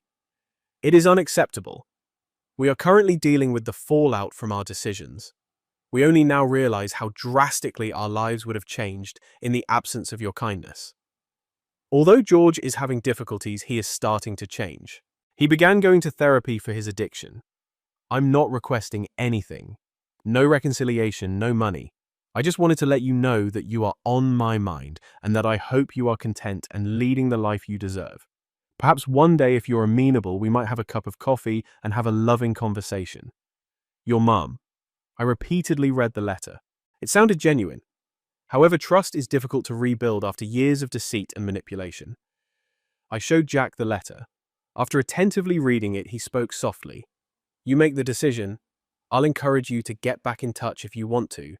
I'll also support you if you choose to retain your distance." Ultimately, I didn't answer. I silently hoped they would learn from this lesson, but I also continued to learn from my own that choosing my serenity above their poison was a development strategy rather than only a survival strategy. The next days were peaceful and full of mild routines. Making coffee in Jack's apartment, I'm rearranging my clothes. To get fresh ingredients, walk to the gourmet market. I stopped worrying about the next financial meltdown and stopped feeling like my life was a burden. It was strange, yet quite valuable. "I have a surprise," Jack stated one day. He guided me to a bench as we strolled alongside the Charles River. He said, "Sit here," and reached inside his pocket. "Catherine, I've witnessed what genuine grace and courage look like ever since you entered my life. You've demonstrated to me what it is to be your best self, even under the most trying conditions. Will you marry me, Catherine Smith?" I gasped as he crouched down. I answered, yes, with tears in my eyes. The ring was flawless, elegant and simple. It's exactly what I would have selected. I had started creating a new tale, one centered on love and respect, but I hadn't forgotten the hurt of the past. Old patterns would never recur in this scenario. A tale in which I made a decision and for the first time discovered a family, and I had at last found home in this new, healthy group that I had created on my own initiative rather than out of duty. Story 4, I adore you, Vanessa. I do. However, you're not exactly outstanding. It would be better, in my opinion, if you skipped this year's Christmas celebration. My own parents telling me my kids weren't welcome in their house was something I never thought would ever happen. And yet there I was standing in my kitchen looking incredulously at my phone. Eleanor's voice was particularly light as she talked, and Christmas was just a few weeks away. We must discuss this year's Christmas celebration, honey. For a minute, my heart warmed up, despite all of the animosity that had developed between us over time. I still missed these customs from my family. Despite the disconnect that had developed, my children Zoe and Owen loved their grandparents. Mum, of course. What is the strategy? I inquired already, imagining the aroma of cinnamon pine and the coziness of a family get-together filling their home. There was a moment of silence just long enough to make me shiver. Well, Eleanor cleared her throat and went on. We're taking a somewhat different approach this year. It's going to be more informative and customized to the twins' requirements. I scowled. Oh, are you making accommodations for the kids? A second pause, then more tentatively. No, I don't have a cold or anything twisted in my stomach. What are you saying? Eleanor sighed, as though she were the one being placed in an awkward situation. This year, how about we celebrate Christmas apart, as you're not an adult role model? Your kids too. I held onto the counter's edge. Only us, then. How are Ethan and his family doing? What about Ethan? My older brother, the youngster with the golden hue. The person who in my parents' view could do no wrong. Even when he did. Eleanor paused. I realized then that Ethan and Audrey would be arriving with the twins. She acknowledged. However, Vanessa, you are aware of how well-behaved Jordan and Jackson are. Simply said, they are more elegant and silent. Having them at the table makes things simpler. I felt the fire rush through me. The floor seemed to have been ripped out from beneath me as if I had been smacked. They're only kids. My voice was strained as I spoke. Owen is 4 and Zoe is 7. They are energetic, of course, but they also adore you and are nice. With a clipped tone, Eleanor responded, We're just trying to have a meaningful Christmas. She was obviously annoyed that I wasn't simply accepting this. Vanessa, it's not personal, not intimate. I gritted my teeth and swallowed the acerbic remarks that threatened to escape. It was more than Christmas. It was the way they constantly put Ethan's twins on a pedestal and treated my kids like an afterthought. The way they attended their piano recitals but did not attend Zoe's dancing performance, and how Ethan's children's Christmas presents were consistently a bit more costly. They weren't even concealing it anymore.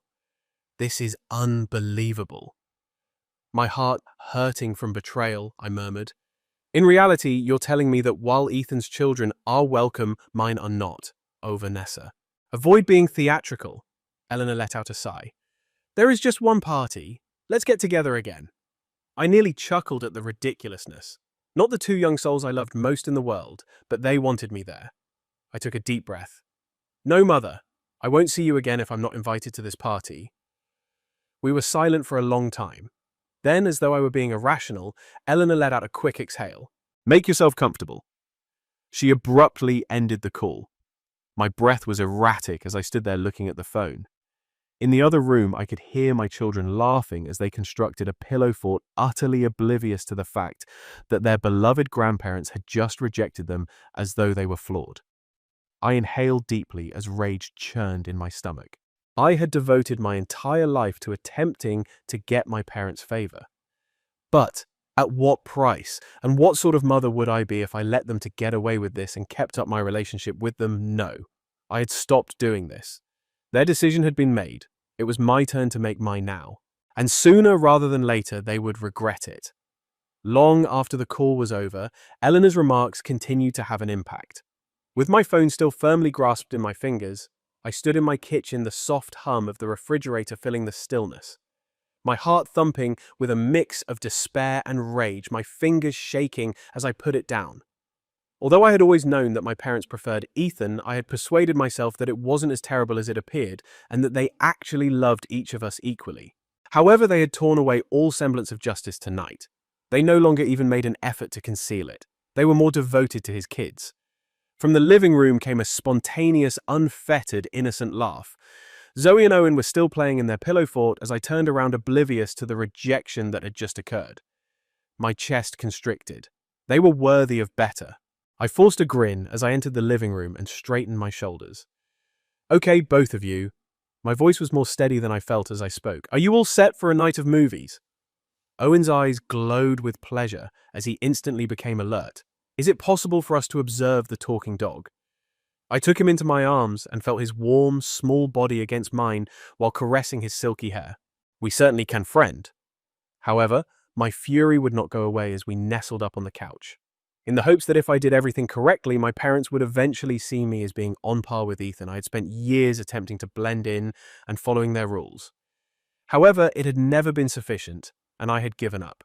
My brother Ethan texted me when I woke up the next morning. "You're destroying Christmas," Mum remarked. "Why must you make things so dramatic all the time?" As I gazed at the TV, I felt my pulse speed and my jaw clench. She had already raced to him, of course. She stated, "Your twins are invited," but she didn't invite us. After appearing, the typing bubbles ceased. It took a minute before he answered. "All she wants is an educational setting." "Vanessa, your children aren't exactly role models, as you are aware.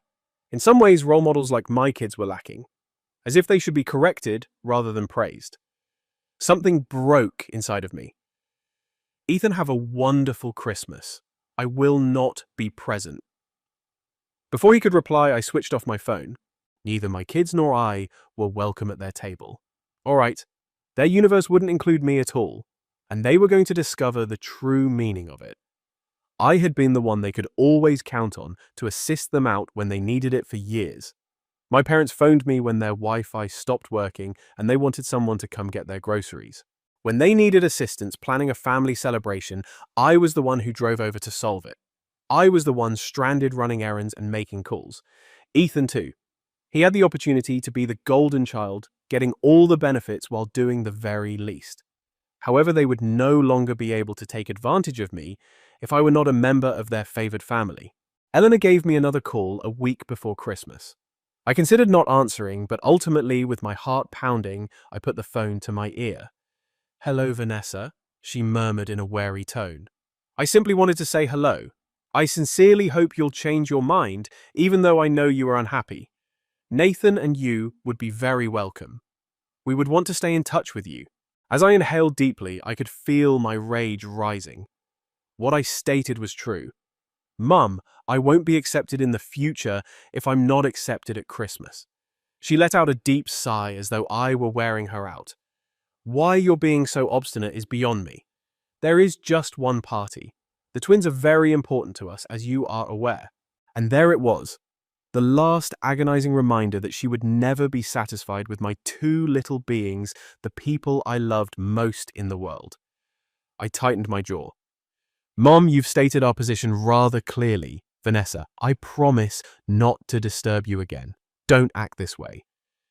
Before she could finish, I hung up. And I didn't weep this time.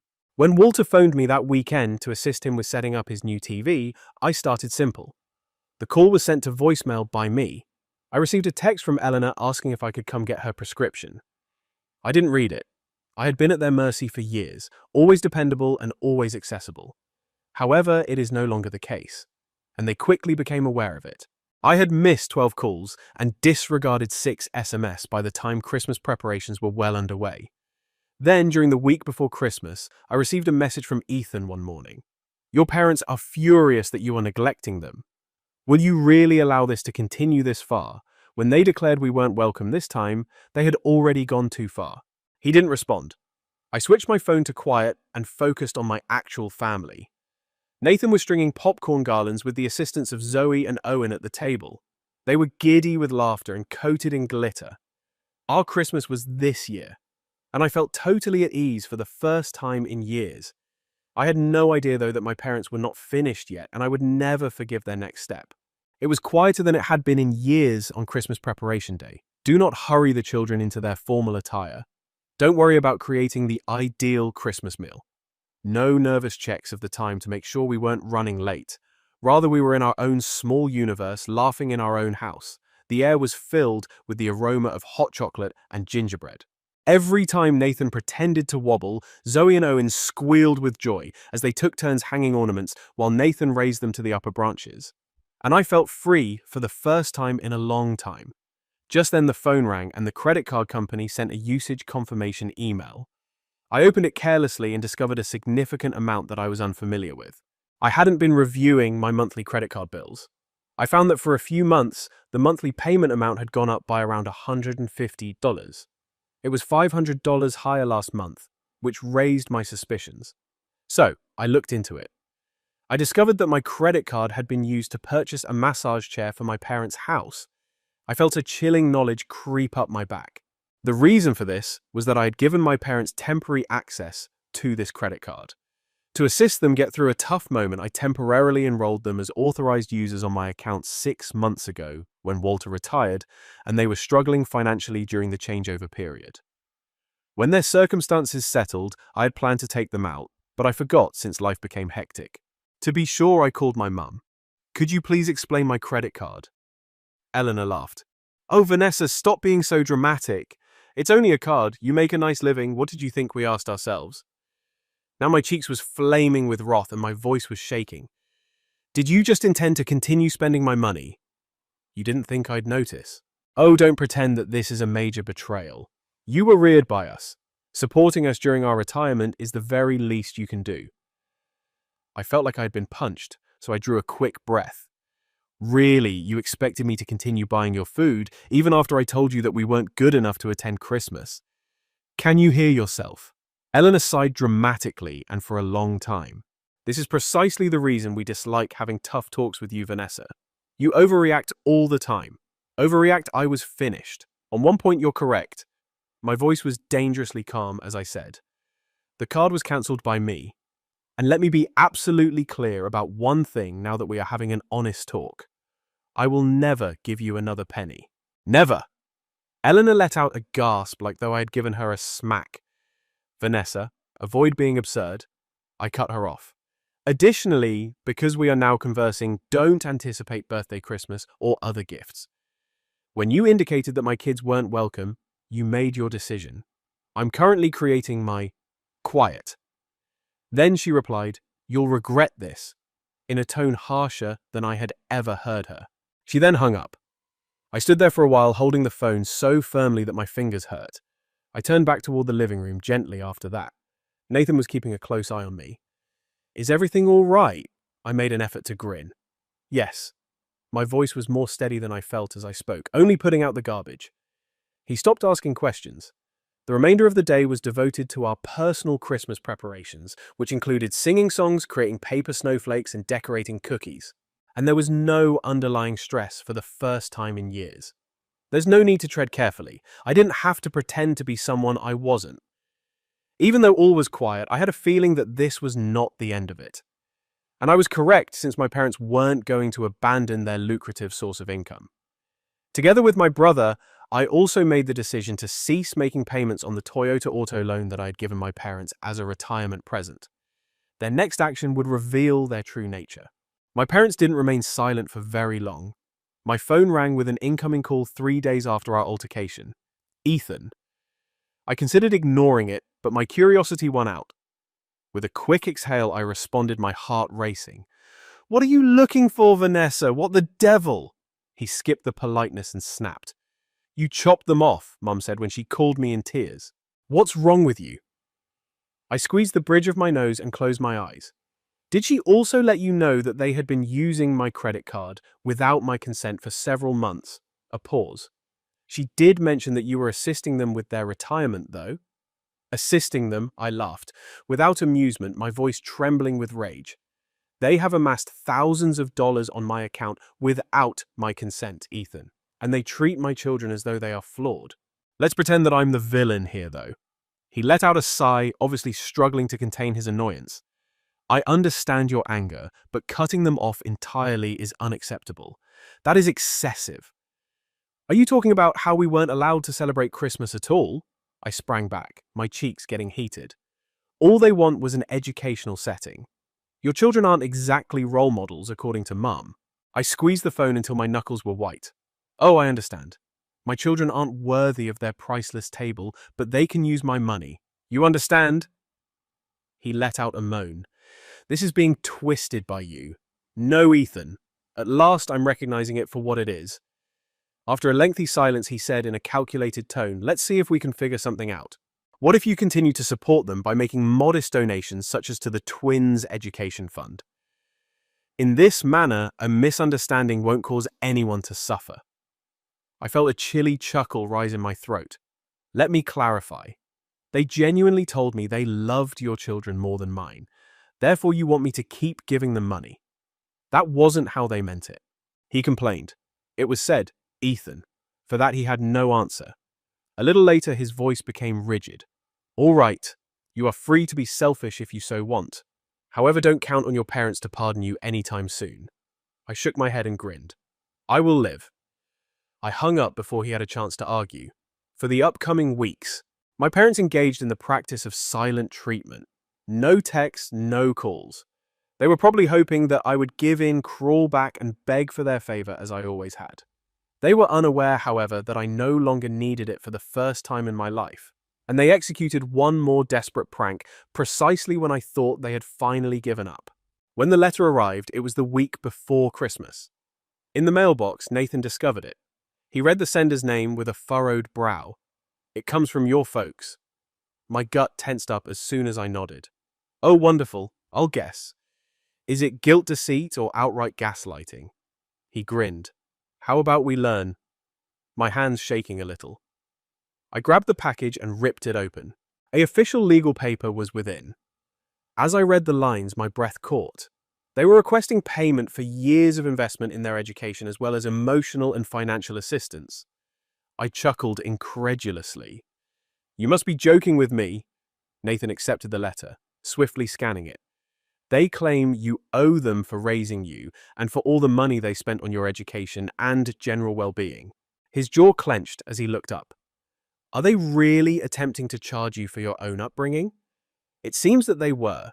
They had also included specific expenses for items like food, clothing, school supplies, college tuition, and childhood medical bills. Additionally, a final total of $78,542 appears at the bottom of the page. I felt like I had been smacked, so I blinked. Do they really believe that I will pay them about $80,000? Nathan snorted. They must be in a horrible situation. I let out a deep sigh, my rage raging like a forest fire. It had nothing to do with money. This was in charge. One last desperate effort to yank me back into their clutches. I turned to face Nathan. I've already decided. I believe it's time for me to visit them. I traveled to my parents' place the following day. I knocked, holding the letter in my hands, and Eleanor's expression hardened instantly as she answered the door. Oh, you're here now. The bait didn't work on me. I displayed the letter. Did you really think this would work? She crossed her arms. It's just... I gave a harsh chuckle. Just, you demand free money from me for the rest of your life. Yet you want to tax me for being your child. Alta showed up at the doorway looking pleased. Vanessa, we gave up a lot for you. You're leaving us now too. I shook my head and glanced at them. No, father. When you made it obvious that my children weren't good enough, you left me. When you took from me and lied, when you assign a value to me. Eleanor made a small line with her lips. I suppose we'll need to hire attorneys if you refuse to pay. Unfazed, I looked her in the eye, my heart racing with self-assurance. Proceed. She blinked. What? I folded my arms. Bring me to court. If you are suing your own daughter for costs that occurred 20 years ago, try to clarify your case to the judge. Take a look at it. Quiet. They appeared uncertain for the first time. Walter cleared his throat. We simply assumed you would want to put things right. I chuckled. Yes, I am now putting things right. Their eyes widened in surprise as I tore the letter in two. As your personal ATM, I'm done. Eleanor let out a gasp. You're a little ungrateful. I pivoted on my heel. Happy Christmas! For the first time in my life, I felt lighter as I walked back to my car and yelled over my shoulder. I came to a realization while I was driving away. The money didn't bother them. They were angry because for the first time in my life, I was in charge and I wasn't relinquishing it. I assumed my folks would eventually back off when I ripped up their absurd demand for money. That perhaps, just possibly, they would sit in the ruins of their own conceit and see how far they had driven me. They remain the same, though, and people enjoy them. They simply become worse. It began modestly. 2 days before Christmas, Eleanor texted, "This is absurd, Vanessa. We are related. You don't abandon your family because of a pointless quarrel." I chose to ignore it, experiencing an odd mixture of resolution and grief. Another message the following day. "We pardon you. We'll forget this ever occurred if you join us for Christmas dinner." It nearly made me chuckle. They pardoned me. Then one from Ethan a couple of hours later. "They are in excruciating pain. Vanessa only expressed regret so that we may proceed." I gave an eye roll. Of course, I was the one who had done something wrong in his universe. I responded by typing it out. I'm dragging my fingertips across the screen. It's funny, when they were robbing me, they weren't in pain, or when I was informed that my children were not welcome. They'll live, I believe. I disabled his number after hitting send. Then came Christmas Eve. Zoe and Owen were too thrilled to sleep and were dancing around the living room in their pajamas as Nathan and I were putting up the tree. It was flawless. The doorbell then rang. Nathan and I looked at each other. "No," he whispered. Reaching the entrance, I looked through the crowd. Eleanor and Walter indeed. I was about to ignore them when I noticed that they were holding a huge, exquisitely wrapped box. I opened the door with a sigh. "What are you looking for?" Eleanor's expression brightened with artificial joy. "Happy Christmas, my love." Walter presented the instructional toys to the children. I crossed my arms. "Thank you, but no." Eleanor smiled hesitantly. "Vanessa, avoid being obstinate. Let's not let this destroy Christmas. Christmas is already spoiled by you." I retorted, my voice shaking with rage. "Remember when you informed me that my kids weren't suitable for your table?" Her mouth parted, then shut again. Walter let out a sigh. "Vanessa, hurry up. Let's simply reunite as a family." I was so tired that I just gazed at them. Being a family is not what you desire. Silently I said, "Do you want me to resume my usefulness?" All I needed to know was that they were silent. I gave a headshake. "Go with your gift." Eleanor's face became stern. "Vanessa, avoid becoming self-centered. Consider the kids." I gave a chilly grin. "The children are on my mind. You are no longer a part of their life for just that reason." Walter's mouth clenched. "Are you serious about doing this?" I let out a breath. I did it already. I then slammed the door in their faces. My determination is stronger than ever, yet my heart is pounding. We had the most wonderful Christmas ever that night. Owen and Zoe barged in on them. The house echoed with their laughing. Before kids slept off on the couch, we watched Christmas movies, played board games, and sipped hot chocolate. Additionally, it was the first time in my life. I wasn't attempting to prove myself at Christmas. We were the focus. Actual family. Selected family. The sort that has no conditions attached.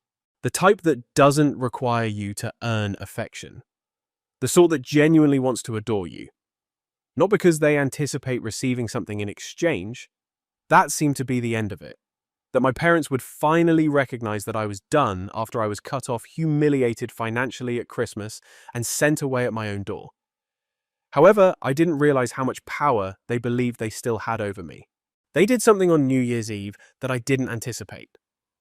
The idea behind New Year's Eve was to start over, to move on from the past and into a brighter future. I told myself that when I was arranging the snack table. Our house is filled with music and laughter. Running around in their tiny party hats, Zoe and Owen were giddy with anticipation. The clock is ticking away till midnight. With a kind smile on his face, Nathan began serving us champagne. It was our party, our night. Then there was a knock. My stomach dropped as I froze. Nathan gave me a quick look. "Do you believe I knew already?" I approached the door, inhaled deeply, and pushed it open. And there they were. Walter Ethan, Audrey Ethan's wife, and Eleanor. An ambush occurred. I folded my arms. What are you looking for? As always, Eleanor's grin seemed forced and syrupy as if she were demanding something. All we want to do is chat. Thank you, but no. With my heart thumping against my ribs, I responded firmly. Walter let out a sigh. Enough, Vanessa. Your point has been made. Let's take care of this now before it gets out of hand. My eyes narrowed too much. Even so, what does that mean? Eleanor and Ethan looked at each other. We just do not want the growth of the children to be impacted by this. Her tone made my skin crawl for some reason. What are you discussing? Ethan took a step forward. His arms were folded across his chest as if he had been mistreated. A lawyer has been speaking with Mum and Dad. I felt a chill of fear go over me. An attorney? Slowly I repeated. Eleanor gave a nod. Her eyes shone with pure compassion. Vanessa, we're just concerned. Due to a careless mistake, you have severed your children's ties to their biological family. It is unfair to their academic progress. My heart was racing in my throat. What are you attempting to express? Walter cleared his throat. For a time, we have been investigating the rights of grandparents. The only sound I could hear was the pounding of blood in my ears. Then I burst out laughing. It wasn't a little laugh. It was harsh, noisy, and insane. They believed that they could lawfully re-enter my life, into the lives of my children. Ethan's expression contorted. Why is it so funny? My eyes were wiped. Oh, are you serious? Do you believe that a court will consider this case and rule in your favor? Eleanor's mouth pushed shut. We haven't done anything improper. Nothing is wrong. I said it again, taking a step forward as my veins burned. I was stolen from by you. You acted as though my children were flawed. And now that I've finally interrupted you, do you believe that you can extort your way back? Walter grew gloomy.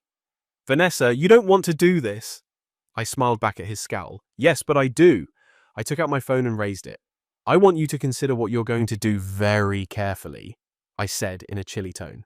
Because I have all of the voicemails, texts, and requests for money.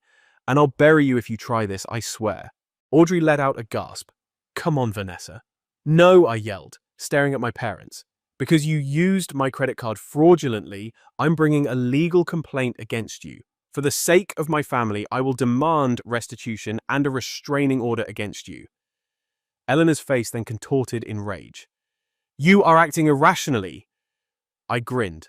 No, Mother, I'm being intelligent at last. I retreated inside my home and seized the door. Cheers to the new year, I said in a kind manner. I slammed the door in their faces after that. I had just dropped my kids off at school when the phone rang. Thanks to the court restraining order, another year had gone by. I continued to live physically apart from my parents. However, I had a peaceful existence. The screen of my cell phone displayed an unknown number. I hesitated for a second before responding, Hello, Vanessa. It was Ethan's voice, but it sounded weak and exhausted rather than his typical patronizing tone. Have you got time to chat? You got my number, but how I inquired. Both of you are covered by the restraining order. He said, This is a friend's phone. I have no intention of breaking the edict. All I wanted to do was chat. I let out a sigh. Ethan, what do you want? I felt compelled to inform you. He was trembling as he said, Everything is gone. What are you discussing? 2 things, the automobile and the house. Everything. He spoke more softly. Due to your lawsuit, I responded, I almost sued you for using my card fraudulently. The repercussions are your own. Acting. He chuckled bitterly. We were accused with felony credit card fraud by the prosecution. The penalty was severe. I kept quiet. The evidence from my civil complaint must have evolved into a criminal case, even though I hadn't filed any criminal charges. What is the amount? In the end, I requested more than $250,000 in penalties and compensation. Ethan replied. The home of Mum and Dad was foreclosed. They currently reside in an inexpensive apartment.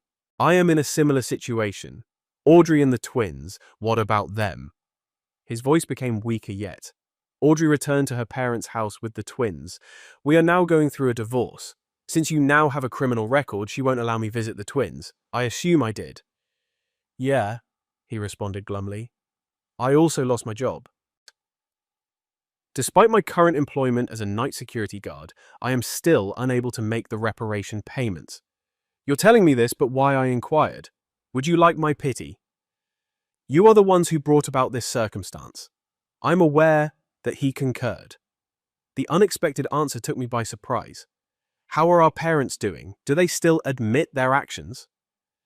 There was stillness for a minute before Jesus responded to their anguish. On a friend's couch, Mom is dozing off. Restitution is covered by the majority of their pension.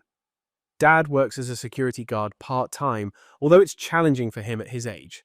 Please, he said, please, are you unable to take action? However, I adamantly declined. I hung up and looked out the window. I had long detested them, but after learning what they had lost, my rage somewhat subsided. They had to deal with the fallout from their decisions, and I would have to live with mine.